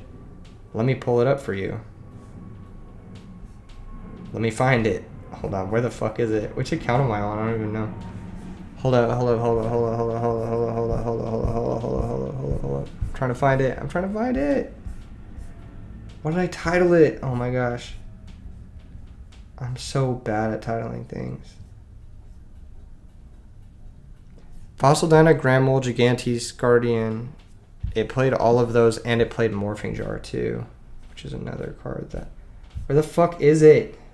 Dude, this is actually so frustrating. Oh, it's down here. It's just gotta be one of these, right? No. Oh, here it is. I found it. Yeah, check this out. Got 9 rocks. Morphing Jar attack deck, yes. And then a bunch of machines. I actually think this deck is legit. This deck was really good. It was insane on stream. I think we got like multiple turn 2 kills when we were streaming with it. Every match was over in like 5 minutes. This is a cool deck. I might take this deck to a tournament. That stream was so funny. Yeah, it was funny because like every game we had with not this deck went to deck out, and every game we had with this deck was like over turn 2. That was a really funny stream. That was a good one.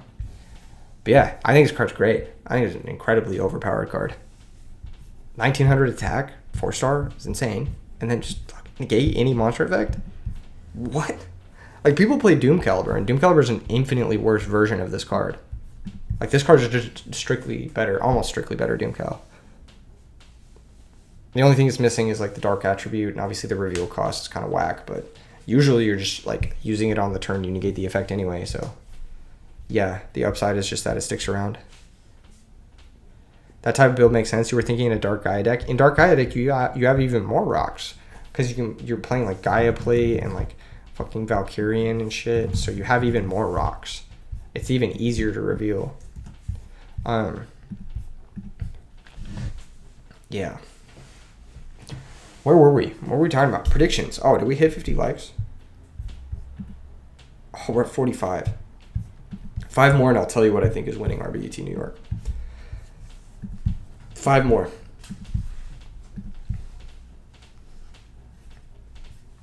You guys can do it. I know you can. I know you can. You're not a fan of the 8 stars because they can clog, but that's just your opinion. They actually can't clog because Dark Calling can banish from hand. So no. Even in hand, they're good. If Dark Calling was like Miracle Fusion, maybe. But Dark Calling is actually from hand or graveyard, not field or graveyard. So even when you draw them, you can still banish them to Dark Calling. Swagger is winning.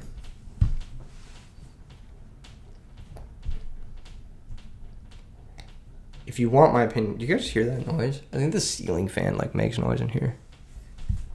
I hope it's not been annoying for you guys. Hold up.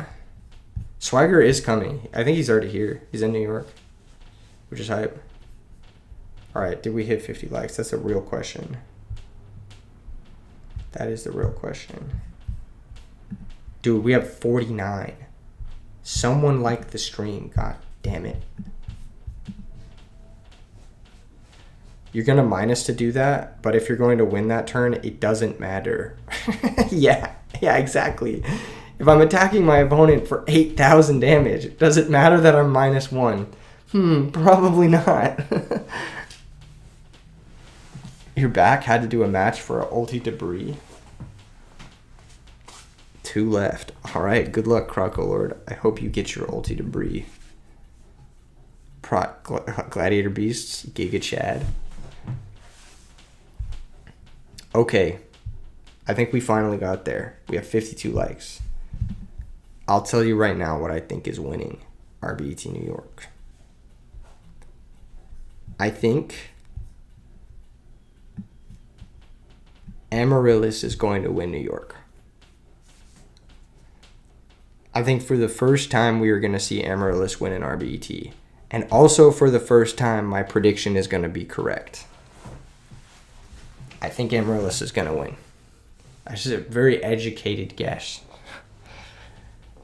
My predictions are always wrong, by the way. I predicted Glads would do well at the last RBET. They didn't. Crocker Lord says, you think Secutor is a trap in Gladiator Beast? It definitely isn't. Secutor is definitely really good. Hold on, I'm getting a call real quick. Give me a sec.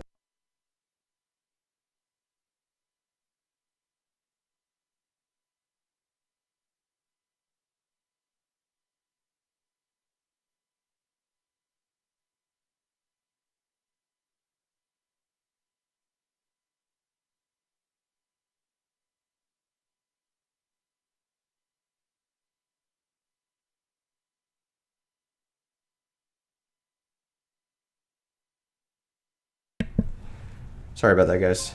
My dad was calling me. Shout out my dad. Shout out dads. Dads are cool. Dark Arm Dragon. My Dark Arm Dragon was calling me. Rare moment. Rare moment when dad calls. You wish you could have gone to RBET New York, but you're too busy the weekend of it. I'm sorry to hear that, Douglas, but thankfully you'll be able to watch the stream VOD in full, which is hype. Glads didn't do well because you didn't play them. Probably true, Croco Lord. Shout out to Keegan's first ed Phantom Darkness signature card. I actually do have a first edition Phantom Darkness Dark Arm Dragon. Did you tell your dad you are well? Boggs. You're a memer. You're a certified memer. I actually think Amaryllis is going to win. I have no basis for this. Amaryllis has never won anything. Except that one time it won something. I don't know. It was like a 64-man Ultimate Time Wizard. But I just think it's going to win this weekend. I don't know why. I just think it is. Perhaps it's not. Yo, HJ, thank you so much for the donations. Holy shit. That is incredibly kind of you, man, for the super chat. Good luck, everyone, tomorrow. Thank you so much, HJ. Much appreciated. That's going to go towards making these events happen in the future as well. I reinvest a large majority of what happens on these live streams into the RBETs and making them happen. So thank you so much. It means a lot. Amaryllis won the September Edison Monthly in Chicago. Oh yeah, it won a tournament like a couple days ago, didn't it? Last week? Something like that. You wish they'd reprint Amaryllis so much. You're thinking of storming every Yu-Gi-Oh post with begging. I really hope they do because I love the card so much. I want to play it. X-Saber's going to win. That'd be hype, but I don't think so. I don't think anyone's going to enter with it. Switching it up, chat on the left side. I'm just using the overlay that I'm going to be using tomorrow. I'm also on a different setup than my usual one, but this is the overlay that we will be using tomorrow. Christia Swarm will win. That'd be sick. I love to see Christia to the moon. Man, I need to get some more nice Christias, but there's so much money. You would try the deck too if they reprinted Amaryllis. The list was pretty good. Does anyone have a DB link to the list? If you have a DB link to that Amaryllis list, DM it to me on Dueling Book because I will pull it up and we can talk about it. Maybe even test it in a few matches or something like that. You're praying for Amaryllis reprint as well. You have two, need a third to build it in paper. Oh, that's the worst. Diva Hero's going to win. You're calling it now. You know what would be nice is if the Amaryllis reprint was like an ultra rare. I think it'd look cool with a gold name. Diva Hero's going to win. Diva Hero could win. Totally could win. It's a strong deck. It's a scary deck too. That's one of those like, I don't want to face this deck. I think the decks I want to face the least, like if I had to say the top decks I'm scared of, it's literally always Diva Hero and Christia decks. Because I feel like they just invalidate you. You can play well against these decks and they just they do such a good job of invalidating you. Like it doesn't matter what cards you have, Christia locks it all out. It locks it all out. And Diva Hero is just very good at OT King. Purdue says James Ark maybe. James Ark was close in Maryland. I don't know if he's playing Frogs though. He might. He was close in Maryland though. Very close. Top 8. Very, very close. But couldn't quite clutch it. I think he got destroyed in top 8 by Lightsworn from what I heard. I heard he got just rolled over. But to be fair, Lightsworn destroys Frogs. So it's it's a bad matchup already. And I think Monado Boy was his opponent, and Monado Boy had a really good draw. So it was a really good draw in a good matchup. Yeah, he got 2-0'd. Yeah, it was pretty brutal. If you're scared of Frogs, just play Lightsworn because it fucking destroys Frogs. Especially Christia Sworn, it's that matchup is a buy. It's actually crazy how good that matchup is when you're playing Lightsworn. It's oh, nice dupe block. JD, Christia, attack for 6,000. GG. Arcus goes so hard. Yeah, Arcus is so stupid. It's so dumb in that matchup. That matchup is really free. It's really, really free. And they don't pressure you at all. So if your hand is bricked, you're I guess I only have 6 turns to draw out of this. It's it's a really good matchup. Main deck Lad isn't good in that matchup. No, it's not. It's quite bad, actually. It's not Lad. It's bad. Oh, man. I'm terrible. Ban me for that one. Yeah, I think Amaryllis is going to win tomorrow, though. I have a lot of faith. I think Amaryllis is on the up. I think there's a lot of fresh builds of it.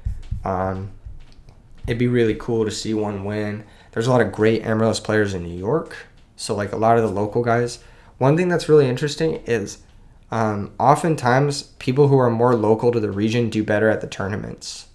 So people who travel usually do worse at the tournaments. It's just kind of a thing I've noticed so far. Is that usually people who are more local. There are a few exceptions, like HC19 winning RBT LA. He that's a different time zone for him, but it's very rare. Thoughts on Miraculous Descent? Unplayable to mediocre, I guess. Doesn't James Ark live close? Yeah, he does live in the region, so could be his event. But here's the thing, like, James is a good player, right?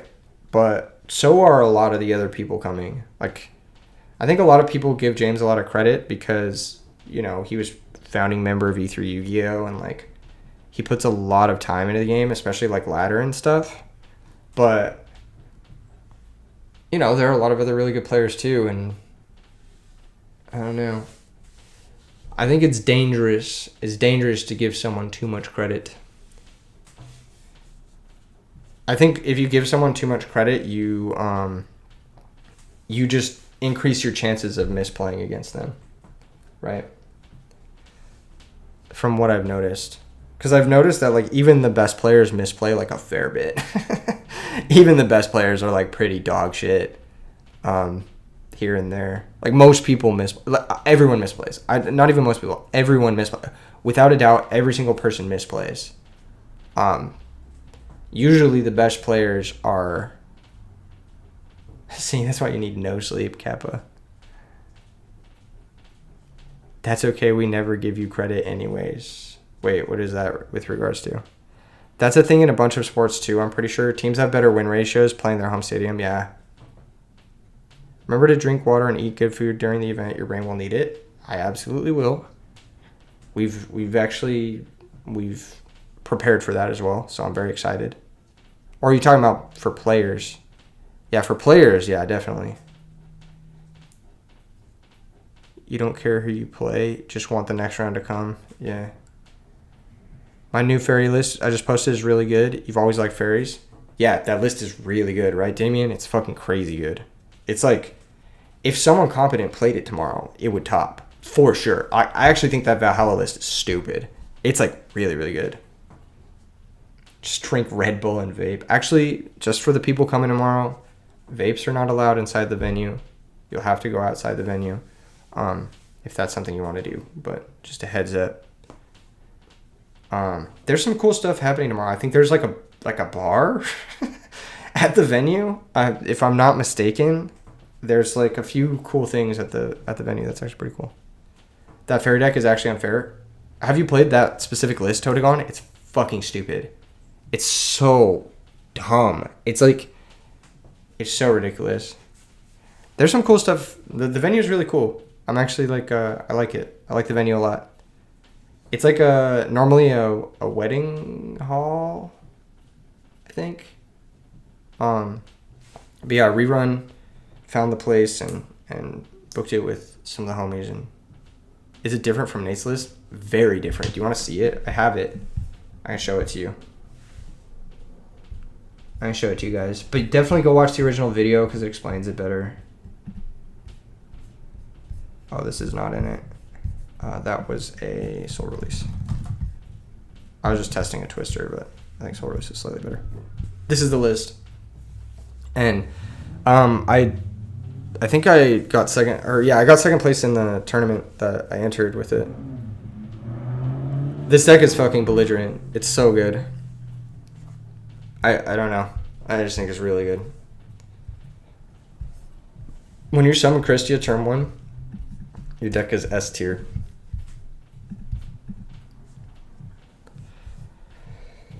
Yeah. The video explains all the sideboard patterns and how you play certain matchups and like how to do certain things, and it has a lot of gameplay with the deck, so definitely go check that video out if this is a list that interests you or if it's something that you feel like you want to copy or whatever. Value Turbo to win RBET New York. Okay. You love Cyber Valley? Me too. It's very good in this deck because you can like special guys, banish it, and then special more guys. And it just makes your deck like hyper consistent. Like special Iados, normal Valley, banish both. It's like you get to start seeing 8 cards into your deck. Do you ever see spaceships in IRL tournaments? No. But you could make them like decent. You can make it like, if you build it and play it well, I'm confident you could bring anything to a tournament and like top. if you build and play it well. Looks more unfair than what Nate was fucking you up with. Same concept of Valhalla plus Nutty Ferald and Heralds. Yeah, see, this one is very specific. I think if you fuck with the cards too much, it gets really bad. But these are definitely the best fairies. Yados, because you don't need Valhalla to summon it. Same thing with Christia. So like you really only need Valhalla for Air Knight and Tethias. But Valhalla makes it even better. About to board flight. Good luck with RBET this weekend. Good luck, Tim. Also, Tim, don't forget to check your mail. You should have received something by now. If not, you will in the next few days. You read about this one dude who topped YCS and Nats with spaceships. Wild stuff. That does sound wild. And fake. He was on Iados. The pressure is insane. It is, dude. Just 2,500 turn 1. Like, most decks just can't deal with that effectively. Especially, like, game 2, you have, like, chalices, so you can just, like, swing through Rykos like a fucking idiot. And it's like, oh, you deprison it? Special, another one. What are you going to do? Literally, what are you going to do? It's fucking so dumb. It's such a dumb card. I need to get secret ones. I need to get 2 secret Christias, 3 secret Iados. And I need to get... There's like 1 or 2 other things I need to get to make this max rarity. But... yeah, pretty much. Just those. The secret fairies for sure I need to get. At some point, I'll save up enough for that. Maybe work for 8 years to save up enough for 1 secret Christia Kappa. Just kidding. Yeah, I think Norlaris is going to win. Or not Norlaris. That's funny. Freudian slip. Actually, you know what? Fuck it. I'm changing my mind. Norlaris is going to win. It's happening. Anyway. How's it going, folks? Are you excited for tomorrow? I'm very excited for tomorrow. I'm also very tired. It's been a long day. It's been a long day.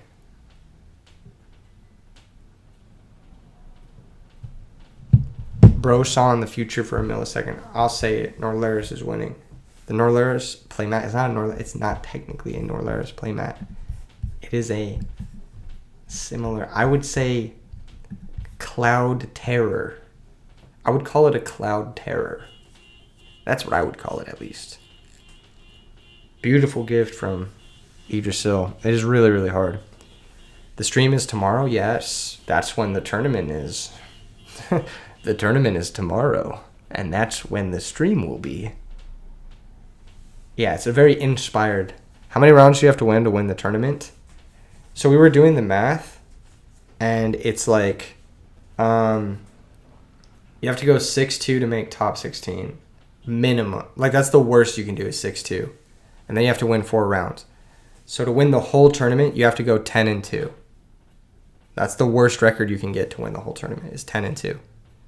Did the registration cap? Yes, it did. It actually capped a while ago, but then a few players dropped out, and so we were able to get amazing car alarm background. Peak New York, yeah. I'm in an Airbnb. I'm in a shared room. I don't. The windows are open. It's over. It's over. Daredevil busting through the door soon. Yeah, fucking Peter Parker about to swing through the window. Friendly neighborhood.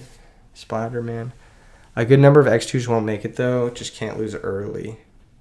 Yeah, that's true. A good number of X2s won't make it. But the worst record you can have to win the tournament is 10-2. Looking forward to the stream tomorrow, and good luck to the duelists. Thank you so much, C-Spare. That Pizza says most 6-2s won't get in. I think so, yeah.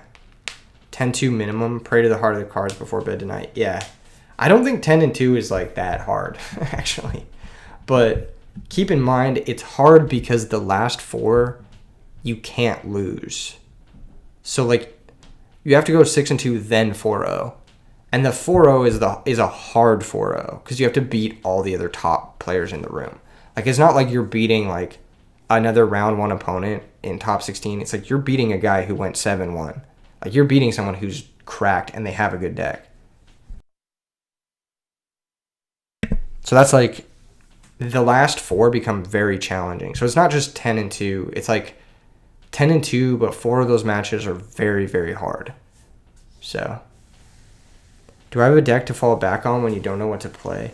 You know what I was thinking about that the other day? What's my fallback deck? What's my deck that I always sleeve up? And I don't actually have one. I don't.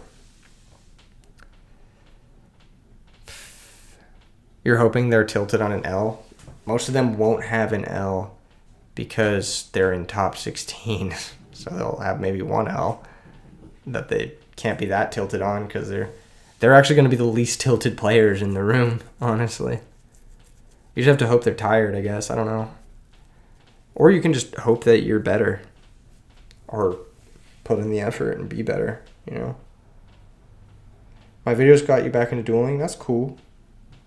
Just remember that this game is very addictive, and make sure your relationship with it is healthy because it's very addictive. And, you know, the next thing you know, you might be blinking and then you have $10,000 worth of trading cards in your bedroom and you're like, what the fuck is going on?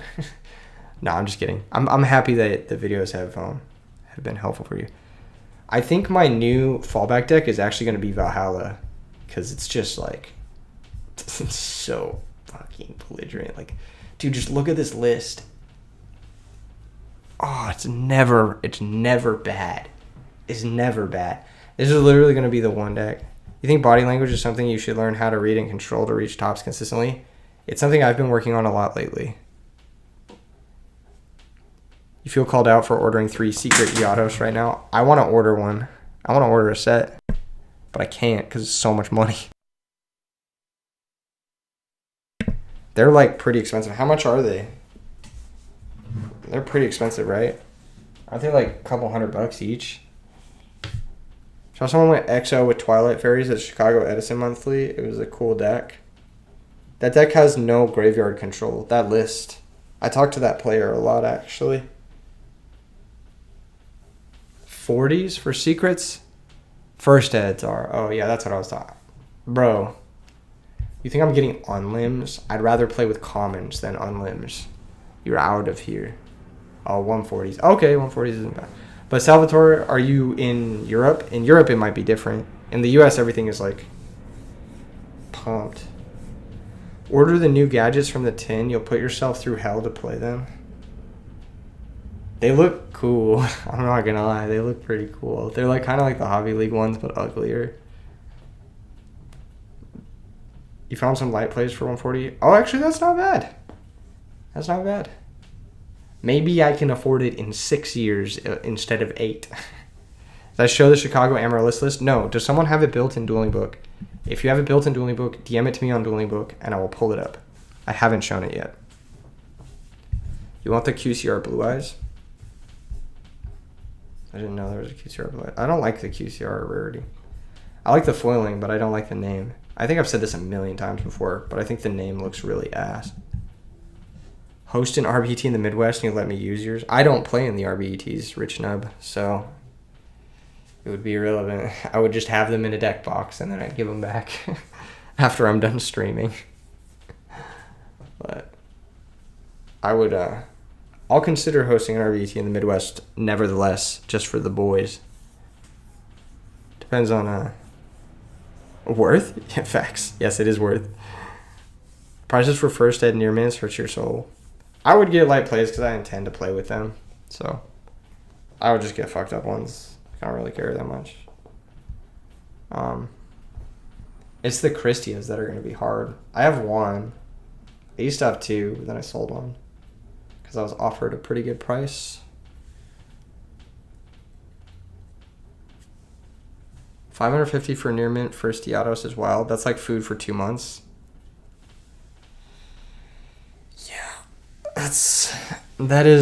That's money that you shouldn't spend on car games. That's like money where it's like I should buy a car instead or something like that. You know what I mean? I should buy a house. No, wait, you can't buy houses. They're like $500,000 now. Jesus, life is expensive. Everything is depressing. What's going on? Sometimes people handle cars like they just don't care and it hurts your soul. Yeah. He was playing with it unsleeved. Jesus. That's gross, fam, man. Why has no one DM'd me this Amaryllis list? Why does no one have it to send it to me so I can pull it up on stream to talk about it? What is going on? Do people just not enter decks in their dueling book anymore?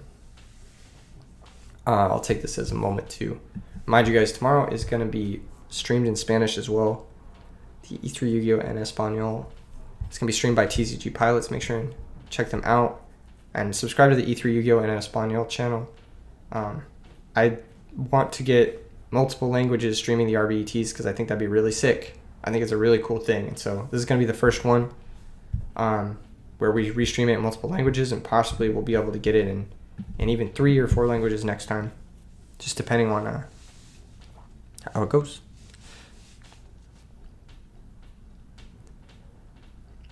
Going to commission proxies on Etsy and save your money. That's funny. Traffic is crazy here. It feels like LA. Yeah, the traffic is really bad. Antonio, it's really, really bad. Those soy jacks are so cursed. Yeah, it's pretty funny. They made that flyer. Shout out to TCG Pilots. Yeah. What are we doing again? Oh, someone is supposed to DM me the Amaryllis list.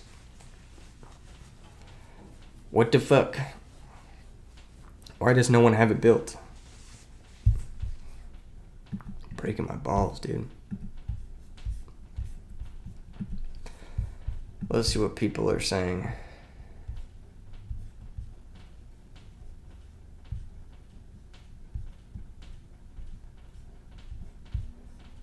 They're saying the traffic is crazy. That's what they're saying. Funny. Yeah, the traffic is really bad.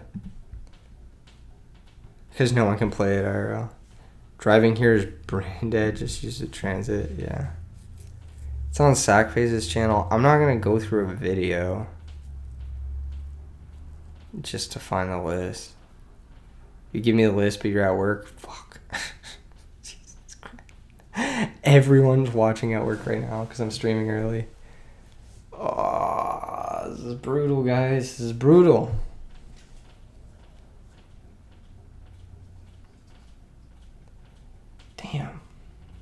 Damn. Is it somewhere in the Discord? Is what, the list? Oh, maybe it is. I could check Discord. Hold up. I don't know if anyone would have posted it, though. Nobody ever posts shit. God fucking damn it.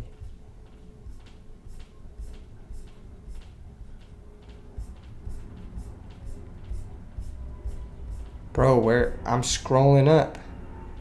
I don't see it.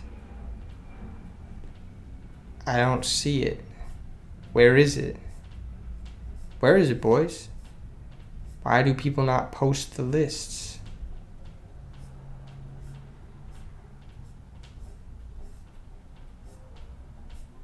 Do people just not post lists anymore? Is that just like a thing?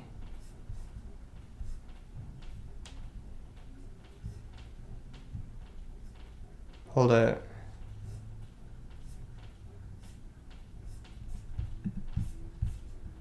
Who's on the treadmill? It might be the ceiling fan. That might be the noise. What am I looking for? I'm looking for the Amaryllis deck that won the Chicago thing last week. Because my prediction is that Amaryllis is going to win tomorrow. So I want to pull up like a recent like topping list. But I don't see it. I do not see it.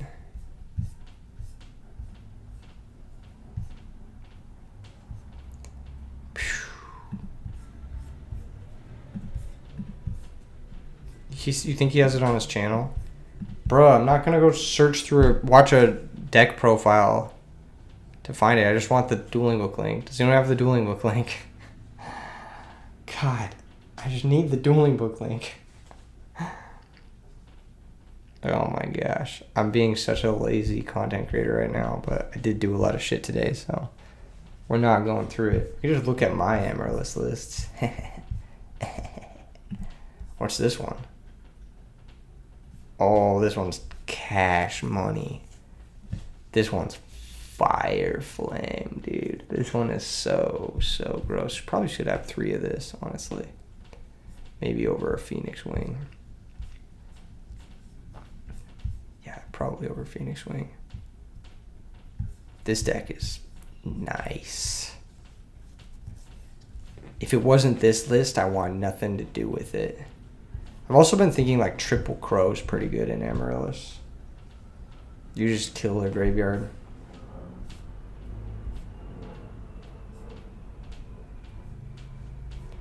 Like, so many decks can't really do anything if you have a Crow in hand. Or they can't do anything too threatening.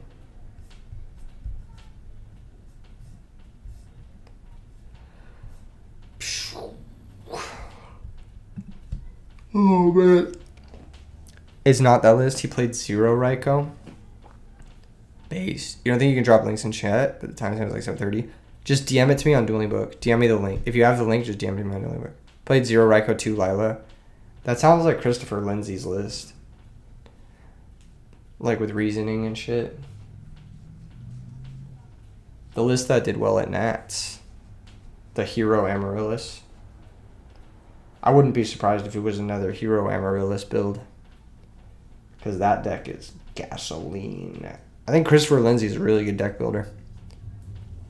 I think he cooks. That guy's cool. He has a YouTube channel too. I think it's like No Suck Gaming, something like that. He's playing Stratos and Dasher. Yeah, that makes sense. Yeah. Someone send me the fucking link. God damn it. Oh my gosh. I hear a plane outside. You know it's over. Do you guys hear that? Do you guys hear the plane? It's just so loud. It's just so fucking loud. Don't say it. I know you're all thinking it, but don't say it. Oh my gosh. Now you're driving. God, fuck. It's so over. It's so over for me. The lazy streamer it's kicked in. It's kicked in. Oh, this is so tough. It's so hard being a Yu-Gi-Oh content creator. All I know is steal, deck list, and stack. What is it? The fucking meme template? You couldn't find a laid out picture of it? No! Just enter it in your Dueling Book and send it to me. This is what you're here for, chat. The grunt labor. I'm exploiting your labor of entering data. I'm being very capitalist about this. Oh my gosh. Gotta do everything myself. I see how it is. What's my DB name? It's extra space extra. That's my DB name. You're working on it. That's what I'm talking about. Exploited labor. Let's go, guys. Let's go. No, I'm just playing. Kind of. Unless. Nah, I'm just kidding, guys. I'm just kidding. Haha. I would never exploit your labor.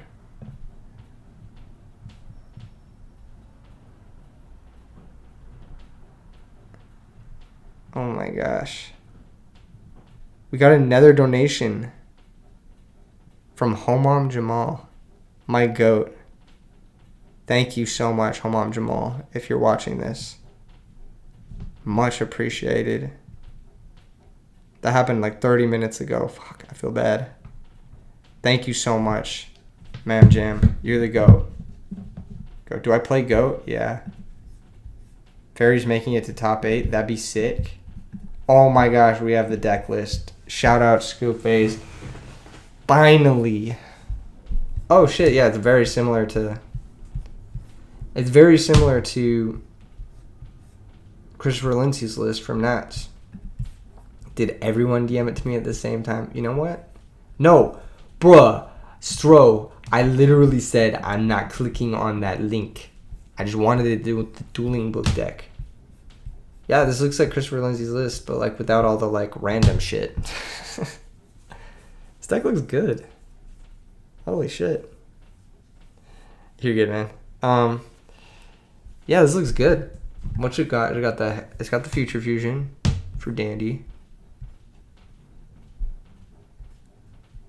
Plays Plague, interesting. Lord Poison. I like Lord Poison. Yeah, this just looks good. It just looks correct. This is my cup of tea right here. I would play this. I would, if I could, if I still had Amaryllis, I would play this. Unfortunately, I gave them away for prizing at RBET Orlando. So I no longer have my playset of Amaryllis. Sag. But if I did have my playset of Amaryllis, I would absolutely play this deck. You want to know why? Because it's cool. This is a cool deck. It's actually sick. I bet this deck would look... One charge with only 2 targets worth... Yes. I hear people say it's not worth all the time. I'm like, no, it is absolutely worth. People play Rhoda with only 2 targets all the time. Or people play like Foolish with only 2 targets that they want to send all the time. Like, it's the same shit. Obviously, yeah, you can draw one, mill the other, and that sucks. But just like, the power and the upside is so high that there's no reason not to do it. Plus, this deck has like, what, 3, 4, 5, 6, 7, 8, 9 ways to discard a dead Charger Light Brigade. So it's like, it's fine. Like, you have 9 discard outlets. Was this a deck in original Edison? No. You swap Botanical for Necro and play that. Yeah, maybe. That's cool.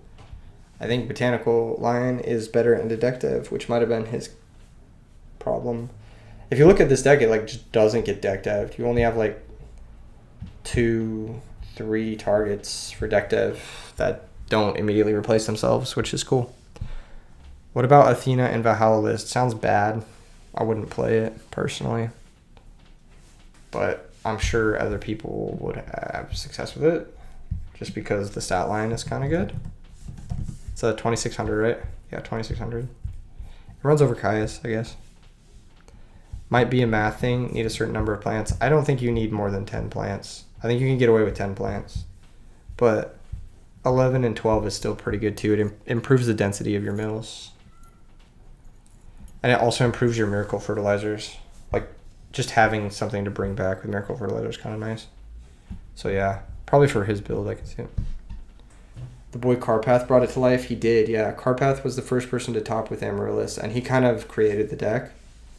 The trade-in triple hidden armory engine was all his idea, and that sort of became like a building block for a lot of people with this deck.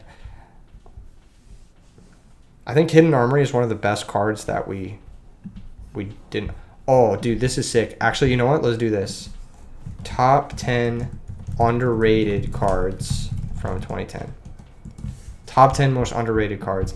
Cards we didn't think were good, but are actually insane. I think Hidden Armory is on that list. Straight up. I think Hidden Armory is like one of the cards we like completely missed. Like, didn't realize how broken it was.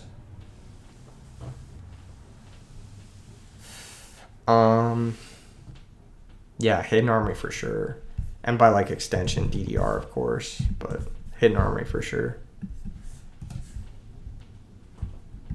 Miracle Fertilizer count. I think people knew Miracle Fertilizer was insane. Deck Dev. People knew Deck Dev was insane. It was actually limited during GOAT format. People were trying to abuse it. They just... Terraforming? I don't think Terraforming is that good. It isn't played in any good deck lists. I think Christia, like, at the time. But even then, Christia topped Shonen, so... Wasn't that under-evaluated. It was like the top 10 cards. Like, cards we thought were just, like... Super Rejuvenation, maybe? Cards we thought were, like, completely unplayable, and now they're, like, pretty common.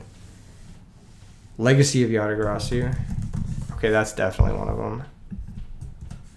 Upstart Goblin? No, that card doesn't see a lot of play. Threatening Roar? It doesn't see a lot of play. Did anyone use Vortex Trooper back then? No, but Vortex Trooper's like not that good. Legacy of Yugioh is definitely one of the ones we didn't realize. Dark Grepher. Yeah, it could be Grepher. Card's really good. I don't think Christia was underrated, but I think Herald of Orange Light was. I think Herald of Orange Light didn't see as much play as it should have. Card is very broken. Return was another one of those cards that was just like, this card is ridiculous. Mind Control was massively underrated. I think it was played in almost every deck than then, actually. I think Mind Control was rated as highly as it possibly could be. I think Mind Control is underrated now, honestly. Ultimate Offering, I don't think Ultimate Offering is that good. Instant Fusion. Oh, Instant Fusion for sure. Instant Fusion is definitely one of them. Yeah, Return's definitely one of them. You don't remember Norlaris being a thing? It definitely was. It just wasn't very popular. But yeah, it definitely was. I had the deck built back then. I think Miracle Fusion is like one of those. Although Miracle Fusion saw a lot of play right before Edison, so it's like, I don't know. I do not know. There's got to be a card that's like really popping in Edison format. Let me go back to the predictions and see if there's like.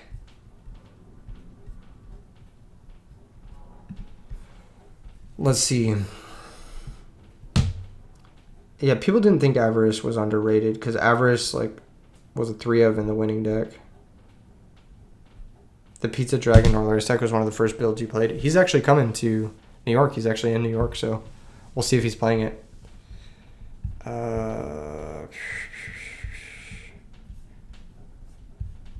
What's in Zombies that was like really underrated back then?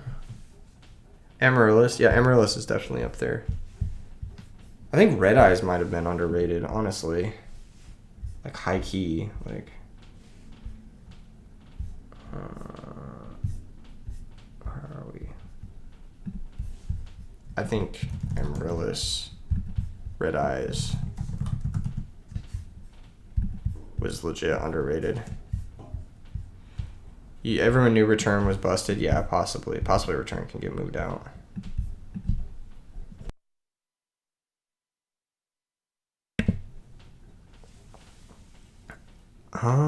Pyramid Turtle or Recruiters in general? Yeah, Shining Angel is pretty good, but I'll just lump that in with the Herald of Orange type shit. 1-for-1, everyone knew that card was busted. Everyone. It was limited to 1. That card, everyone knew that shit was busted. That was not a... DD Warrior Lady. DD Warrior Lady had just come off the limited list as far as I remember. Were people playing Machina? Yeah, it topped the Shonen. Machina topped the Shonen. I think these are like 6 of the most underrated cards for sure, though. Like cards that nobody was playing, but like actually are crazy good. There's got to be something else. What's in Vayu Turbo? What's in Vayu Turbo?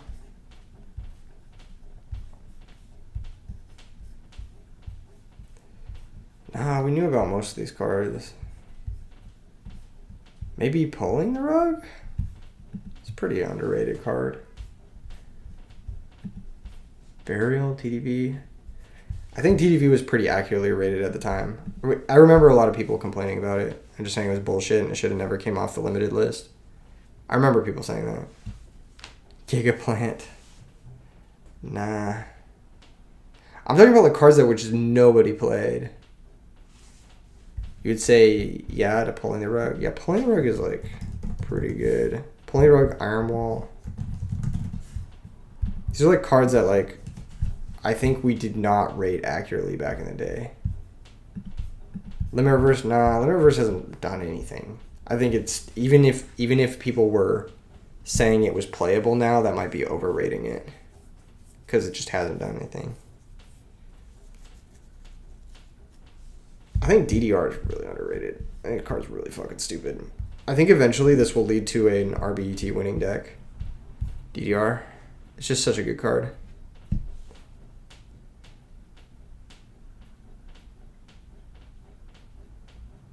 Huh.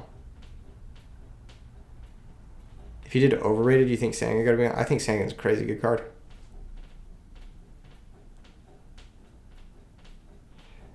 Malevolent Catastrophe just dropped off the map. Yeah, it's a pretty bad card. When did DD Crow start being respected? Almost immediately upon being printed. It's a very good card. I'm trying to think of like what is a card that's little to no play and is now just like a format all-star.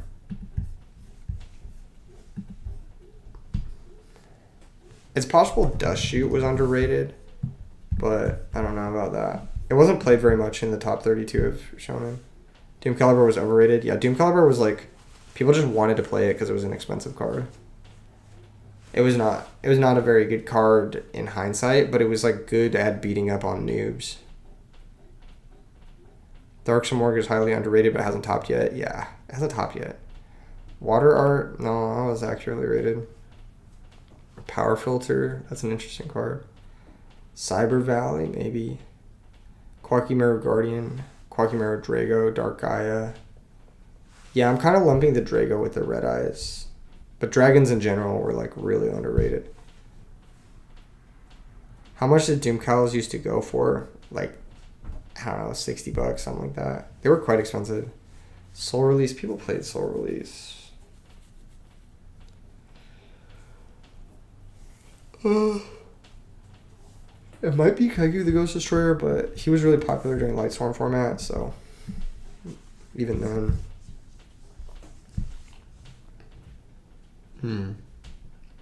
How good is Power Pickaxe? It's very good. Evil Guy. That is actually a pretty good pick. I think Evil Guy is actually a great choice. Nobody played this card. And it just instantly, once Silchus Ruin started crushing with it, it became like an instant hit. It's really good. Yeah, Evil Guy is a great choice. That's actually a really good choice. Amanja. Hamster was known back then. Yeah, it won the Shonen, so clearly it was known. Ultimate Offering. Ultimate Offering's not a... It was... First off, it was known because it was played in Machina Gadget. And second off, it wasn't like... I don't think it's ever gotten better than that, really. Diva by extension. People rated Diva accurately.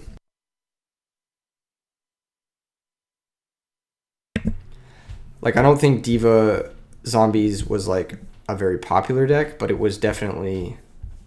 it was definitely known about. Because it was very good. It was the best deck, the format right before Edison, was Diva Zombies. Because it was, like, double Mizuki, double Burial, triple Burial, double Allure. Like, it was a very broken version of the deck. Maybe some extra deck monster, maybe... Maybe Urbellum. I think Urbellum was really underrated at the time. I think it's a very broken card. Maybe. You want to break Card Guard? I don't know how you break that card. It was double Burial. Yeah, that was really crazy. So My Body's a Shield. No, people play that way more in 2010 than they do now. Flamvell Pierce, dude. People played that too. But people didn't play Urbellum as much. But Kaiku for sure. It was played a lot in the format right before. Like, it was really popular during Lightstorm format. So I don't know. Nobody was playing Theft. What is Theft? My Body's a Shield was overrated. Yeah, it was really overrated. Like, everyone played it. Everyone just like thought like, oh, I can counter Bottomless. It's broken. Did people play Chimera Tech? Yes, definitely. Hero Beat stuff, but Hero Beat is like. You didn't see any hero? Yeah, I think Diva Hero as a whole. It could be Diva. Diva, like, people understood Diva was a good card, and it was, like, kind of a chase rare. It was, like, a $5-6 rare. But, nobody really figured it out until, like, way later. Like, figured out how to make it good. But people knew it was good. They just didn't know, like, how to make it good, I guess. Like, Diva Hero Zombies was popping right before, like I was saying. And also they had triple Bryonic. That's another reason why Diva Hero Zombies was so good. Like, if your first Bryonic didn't stick, then your second one would. Loki, you think Machina Force was the card they didn't play much, but do now? They still played it back then, yeah. How could I forget Powerwell? Powerwell is awesome. But people actually even were talking about Powerwell back then. It just didn't come to fruition because E-Telly got limited. You think people were jamming draw traps nearly as much as I see nowadays? Yeah, they weren't. That's why I have Legacy on here. I think these 9 are really good picks. Diva might be at the 10th. I'm not sure. I think Dust Shoot was also very underrated back then for some fucking reason because it was stupid as shit.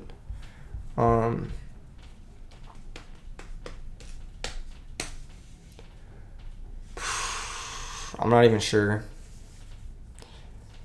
I'm not even sure. Maybe like it's maybe like one of the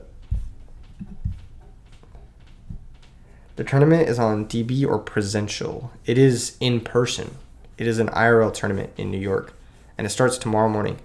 Did we discuss Super Rejuvenation? We did, but people played it at Shonen Jump Edison. They were just playing it with Exodia, but they did play it. Dust Shoot was underrated in GOAT for a long time. Yeah, it was just underrated in everything. Like, I had never heard anyone complain about Dust Shoot till 2020. Like, it's like people just didn't care about this card until 2020. So I don't know. Christia was accurately rated. It actually topped the Shonen. Feng Shui topped Shonen Jump Edison with Christia in his Lightsworn deck. I believe he got top 8. Could be wrong. But I think Christia was always like understood to be a bullshit card. It was just like the nature in which we use Christia nowadays with Herald of Orange. That's like kind of what was misevaluated. Dark Creator. I think we accurately rated Dark Creator back then too. We had a pretty good idea of it. Kind of miss when GOAT decks were the bad Metamorphosis list. Tethius. There's actually a feature match from Shonen Jump Edison of someone playing a Tethius deck. So I think people kind of knew it was good. I'm talking about cards that are just like really like we just didn't know. We really didn't know at the time. Fishborg Blaster kind of comes to mind. It wasn't widespread. To be fair, Tethius right now isn't widespread either.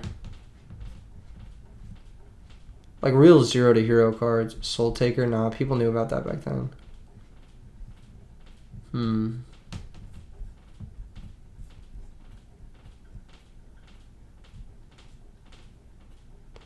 Wonder what it is. What's the best time to get to the event? And should you print out the deck list beforehand? Poppy, I would recommend printing out the deck list beforehand, and I would also recommend getting to the event around 10 to 10:15 a.m. Eastern tomorrow. Fishborg picked up on the next format. Yeah, Express Rite and Armor Rite, those cards they don't see a lot of play. They did top 1 RBET, but yeah, Fishborg picked up next format with like all the infinites, with like Librarian and shit. We knew about Iron Wall and sided it, if you remember correctly. I don't think a lot of people did. I remember not a lot of people sided it, but I could be wrong. It might be in the Shonen top 8 or top 32 or whatever. I just don't remember people using it. I'm pretty sure people didn't use it as much back then because it didn't counter as much. Like, it didn't stop Lightsworn, and it didn't stop, like... There's a bunch of, like, random things. What's the best way to counter deck devastation? It's so annoying. Trap Stun is pretty good. I like Trap Stun. That could be an underrated card. Not a lot of people were playing Trap Stun back then. Blizzard Dragon. That goes along with the Red Eyes thing, I think, as a result. Armed Sea Hunter. Actually, people did play that. I think I played it. I had a deck with it, and it was like an Aqua beatdown deck with Abyss Soldier and Armed Sea Hunter. I played a deck with that stuff. And Armed Sea Hunter would like just let you beat through Rikos and stuff.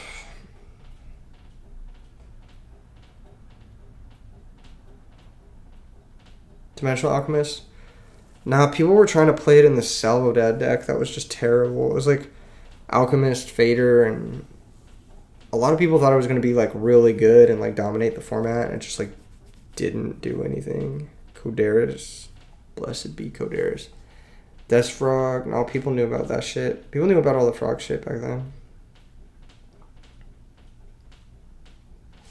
I'm trying to think, like, it's like a card that we definitely play now, but we didn't play then. That's, like, good.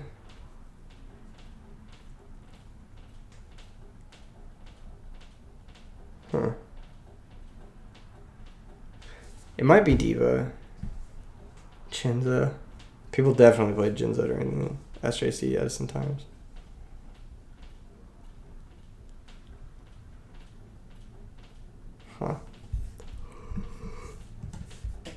I guess we could just go through them all. All of the effect monsters. All at once. Anything from the pure Gemini deck? Yeah, but that deck hasn't topped anything. If it topped something, I'd be talking about it, you know what I'm saying? Alas.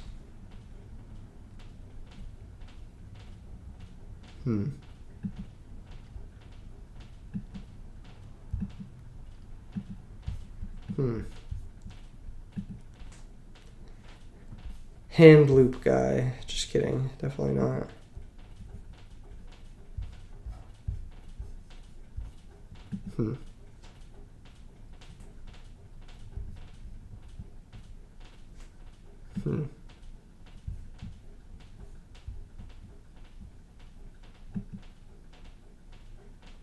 This is hard, dude. Lava Golem, maybe? Like in Frogburn? It's topped a couple of RBETs. Dark Calling. Nah, Dark Calling was pretty popular back then. Like, Evil Hero Dark Gaia, like OTK decks were like... That was like the YouTube deck, right? That was the one everyone was like posting blog posts about. Trying to think, man. This is hard, actually.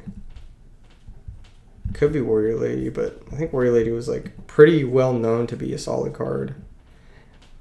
We just didn't realize how good it was. You know, like we knew it was good, we just didn't know how good.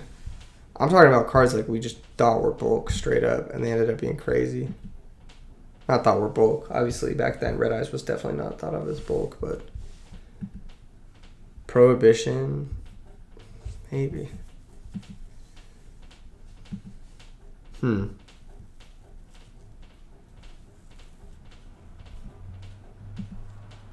Huh.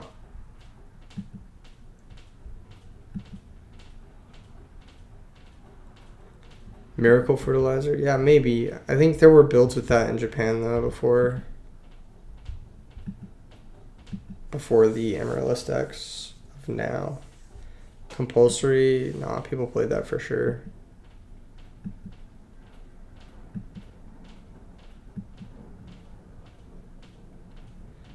This is so weird.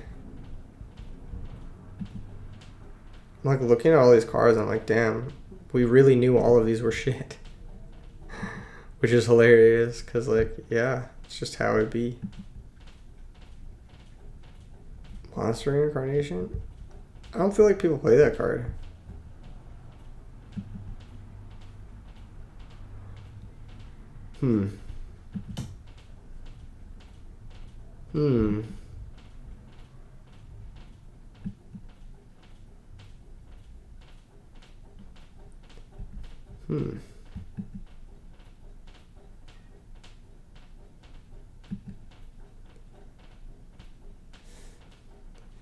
Is Beckoning Light better than Monster Reincarnation and Lightsworn? I think they're comparable, but I think Beckoning Light is better. Especially in Christia Sworn. That's what I would say, at least.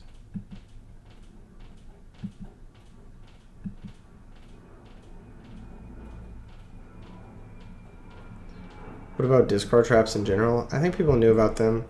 Phoenix Wing was pretty popular at the time.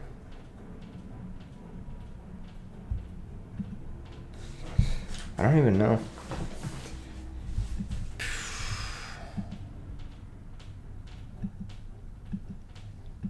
This is actually tough. It's crazy to think that after 5 years, we've only come up with like 9 ways to really like push this further. Turbo Rocket, yeah, definitely from unplayable to like something that actually has a home.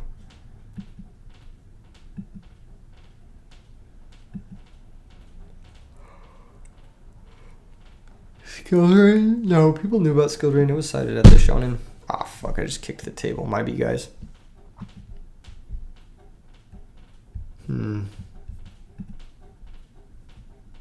This guy might have been underrated. He's pretty good, but that deck hasn't topped anything yet, so it's kind of tricky. Starlight Road is pretty unpopular, yeah. Yeah, it's not the most popular. It's usually a one of, if that.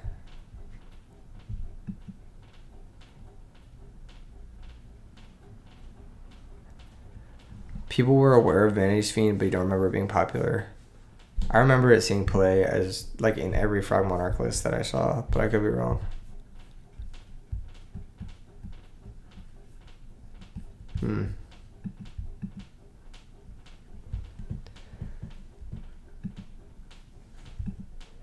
Who knows? Urukizis? I don't know. Obelisk? Question mark?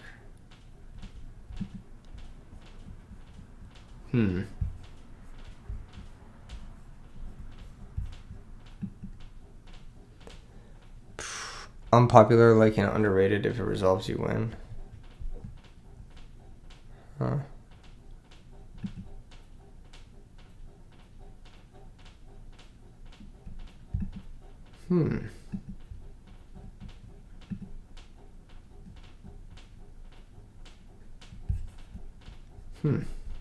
Yeah, it's not a monster if it is one. It's got to be like a spell card or something. Dark End is kind of fridge since it was so rare. Yeah, but people knew it was good. Like, it wasn't like people didn't know it was good. They just couldn't afford it. Let's go to, like, the later spell cards.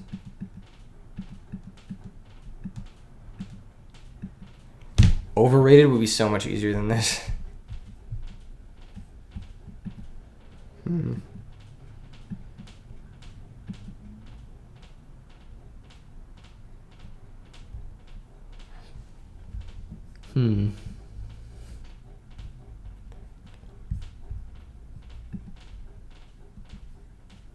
Beginning of the End is interesting.